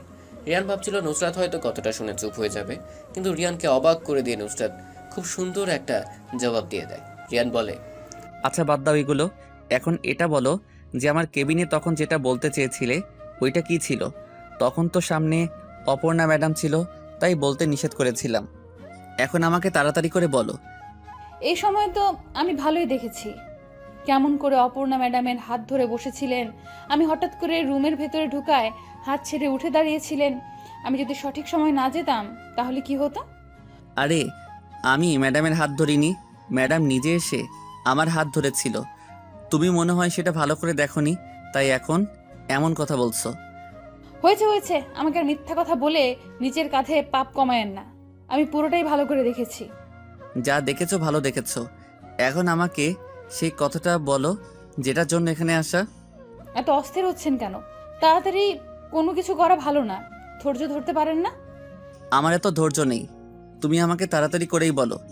নুসরাত দুইটা বড় বড় শ্বাস ফেলে নিজেকে ফিট করে নেয়। এবার সে বলতে থাকে, আপনার বাবা মা আমাকে তাদের ছেলের বউ হিসেবে পছন্দ করে গেছে। এটা তো আমি জানি, আর সবচেয়ে বড় কথা হলো আমি ওনাদেরকে পাঠিয়েছি। রিয়ান স্যার, আপনি ভুল করছেন। এটা কলেজ না, এখানে আমাকে স্যার ডাকা লাগবে না, নাম ধরেই ডাকতে পারো। আর আমি কোনো ভুল করছি না, যা করছি ভেবে চিন্তা করেই করছি। না, আপনি এখনো কিছুই জানেন না আমার সম্পর্কে। কিছুদিনের মধ্যে মধ্যরাতে কোনো এক অচেনা অজ্ঞাত আমার রুমে প্রবেশ করে আর সেই আমার সাথে খারাপ কিছু করার চেষ্টা করে। আমি আজ পর্যন্ত কাউকে কথাটি বলিনি, আজকে প্রথম আপনাকে বলছি। নুসরাতের কথাটা শুনে রিয়ান মুচকি হাসে। নুসরাত রিয়ানের উজ্জ্বল মুচকি হাসির ঝলক রেখা দেখে অবাক হয়ে যায়। কেন রিয়ান এমন করে হাসছে? নুসরাত কি কোনো হাসির কথা বলছে? নুসরাত রিয়ানকে উদ্দেশ্য করে বলে, আমার কথা শুনে আপনি এমন করে হাসছেন কেন? আমি সত্যিই কথাটা বলছি, বিষয়টা আপনি সিরিয়াসলি নিচ্ছেন না কেন? আমি হাসছি কারণ একটা মানুষ কতটা বোকা হলে কাছের মানুষের কণ্ঠ ধরতে পারে না। মানে? মনে করে দেখো তো সেই দিন রাতের আগন্তুকের কণ্ঠের সাথে আমার কোনো মিল পাওয়া যায় কিনা। নুসরাত রিয়ানের রহস্যময় কথাটা শুনে একটু অবাক হয়। তবে নুসরাত এটা খেয়াল করেনি যে সেই দিনের রাতের অন্ধকারের অচেনা আগন্তুকের গলার কণ্ঠের সাথে রিয়ানের কণ্ঠের কোনো মিল আছে কিনা। তাহলে রিয়ানের কথার মানে কি দাঁড়ায়? আমি আপনার সাথে কণ্ঠটা মিলিয়ে দেখিনি, কারণ আপনার প্রতি আমার কোনো রকম সন্দেহ কাজ করেনি। অনেক সময় সন্দেহ করতে হয়, এই পৃথিবীতে সবাইকে বিশ্বাস করা ঠিক না। তুমি যাকে অন্ধের মতো বিশ্বাস করবে সেই তোমার সাথে আগে বেইমানি করবে। তার মানে সেই দিনের রাতের অজ্ঞাতটা কি আপনি ছিলেন? রিয়ান মুচকি হাসে। নুসরাত মেয়েটার বুদ্ধি আছে বলতে হবে, একটা রহস্যময় বিষয়ের হালকা ক্লু দিতেই বুঝে গেছে। রিয়ান বলে, ধরে নাও আমি ছিলাম সেই দিন রাতের আধারের কালো আগন্তুক। ধরে নেব কেন? আপনি শিওর দিয়ে বলেন। আমি ছিলাম। অনেকদিন যাবত তোমাকে দেখতে পাইনি, তাই রাতেই চলে গেলাম তোমাদের বাসায়। নিজের পরিচয় গোপন রেখে তোমার সাথে একটু মজা করেছি আর কি। এমন বুক কাঁপানো ঘটনা আপনি সাধারণ মজা বলছেন? সেই দিনের কথা ভাবতেই আমার এখনো ভয় লাগে। একবার আমার সাথে তোমার বিয়েটা হয়ে যাক, তারপর সব ভয় আমি নিমিষেই দূর করে দিব। ভালোবাসি আপনাকে। নুসরাতের মুখ থেকে এমন কথা শুনে রিয়ানের মুখ উজ্জ্বল হয়ে ওঠে। আচমকাই কোনো প্রেমিক পুরুষ তার প্রেমিকার কাছ থেকে এমন কথা শুনলে কীরকম অনুভূতি হয় সেটা একমাত্র সেই ছেলেটাই বলতে পারবে। রিয়ানের ঠিক এমন অনুভূতির সম্মুখীন হতে পেরেছে আজকে। এত বছর ধরে একটা মেয়ের পিছনে পড়ে থাকার কঠোর পরিশ্রম বৃথা যায়নি মনে হচ্ছে রিয়ানের। কি বললে? ভালো করে বলো, আমি শুনতে পাইনি। আপনার শুনতে হবে না, আমি এক কথা দুইবার বলি না। আজকে সেই নিয়মটা পাল্টে আমাকে আরেকবার কথাটা বলো। বুকের ভেতর আপনার জন্য মাতাল হওয়া বয়, অনুভবে না বলা কথা বুঝে নিতে হয়। কাউকে ভালোবাসলে বলতে হয় না, প্রিয় মানুষটাকে অনুভব করাতে হয়, নিজের ফিলিংসগুলো দিয়ে বুঝতে হয়। দূর থেকে ভালোবাসা হয়, মনের সাথে মনের মিল থাকতে হয়। আচ্ছা, হঠাৎ অকারণে যদি আপনার মন খারাপ হয়ে যায় তাহলে আপনি কি করবেন? তেমন কিছু করব না। আমার মন খারাপ হলে আমি যেটা করি সেটা হলো কোনো একটা নির্জন জায়গায় 1 ঘন্টা বসে থাকবো আর মন খারাপ কেন হয়েছে সেটা নিয়ে ভাববো, তাহলেই ঠিক হয়ে যাবে। আপনি কি আমাদের বিয়ের পরেও আমাকে এমন করে ভালোবাসবেন? ভালোবাসার স্পর্শ ছায়ার পাশেই আছি তোমার সব সময়। যদি কখনো নিজেকে খুব একাকী মনে হয় ওই নীল জ্যোৎস্নার মতো, তাহলে দেখবে ভালোবাসা নিয়ে দাঁড়িয়ে আছি আমি তোমার পথে। কখনো তোমার প্রতি আমার ভালোবাসা কমবে না। নুসরাত রিয়ানের কাঁধে মাথা রেখে বলে, আমি আগে বুঝতে পারিনি আপনার ইশারা ইঙ্গিত, তাই তো আমার দেরি হয়ে গেছে এমন একটা মানুষকে কাছে না পেয়ে। ভালোবাসি, অনেক বেশি ভালোবেসে ফেলেছি আপনাকে। রিয়ান একটা হাসি দিয়ে জড়িয়ে ধরে নুসরাতকে। অবশেষে সমাপ্তি ঘটতে চলেছে রিয়ানের সাইকোগিরি করা। এখনো পর্যন্ত রিয়ান রাতের আধারের নিজের ভয়ঙ্কর সাইকো রূপ নিয়ে অল্প মানুষের ভিড়ে ঘুরে বেড়ায়। প্রেম হলো সরল অঙ্কের মতো। সরল অঙ্কে যেমন যোগ বিয়োগ গুণ ভাগ ও বন্ধনী থাকে, তেমনি প্রেমেও থাকে হাসি ঠাট্টা, মান অভিমান, বিরহ বিচ্ছেদ, অনাবিল সুখ আর না পাওয়ার সীমাহীন বেদনা। আজকে রিয়ানের শেষ হবে সীমাহীন বেদনা, পরবর্তীতে রয়েছে অটল সুখ আর সুখ। শুভ সমাপ্তি। ধন্যবাদ সবাইকে আমাদের পাশে থাকার জন্য।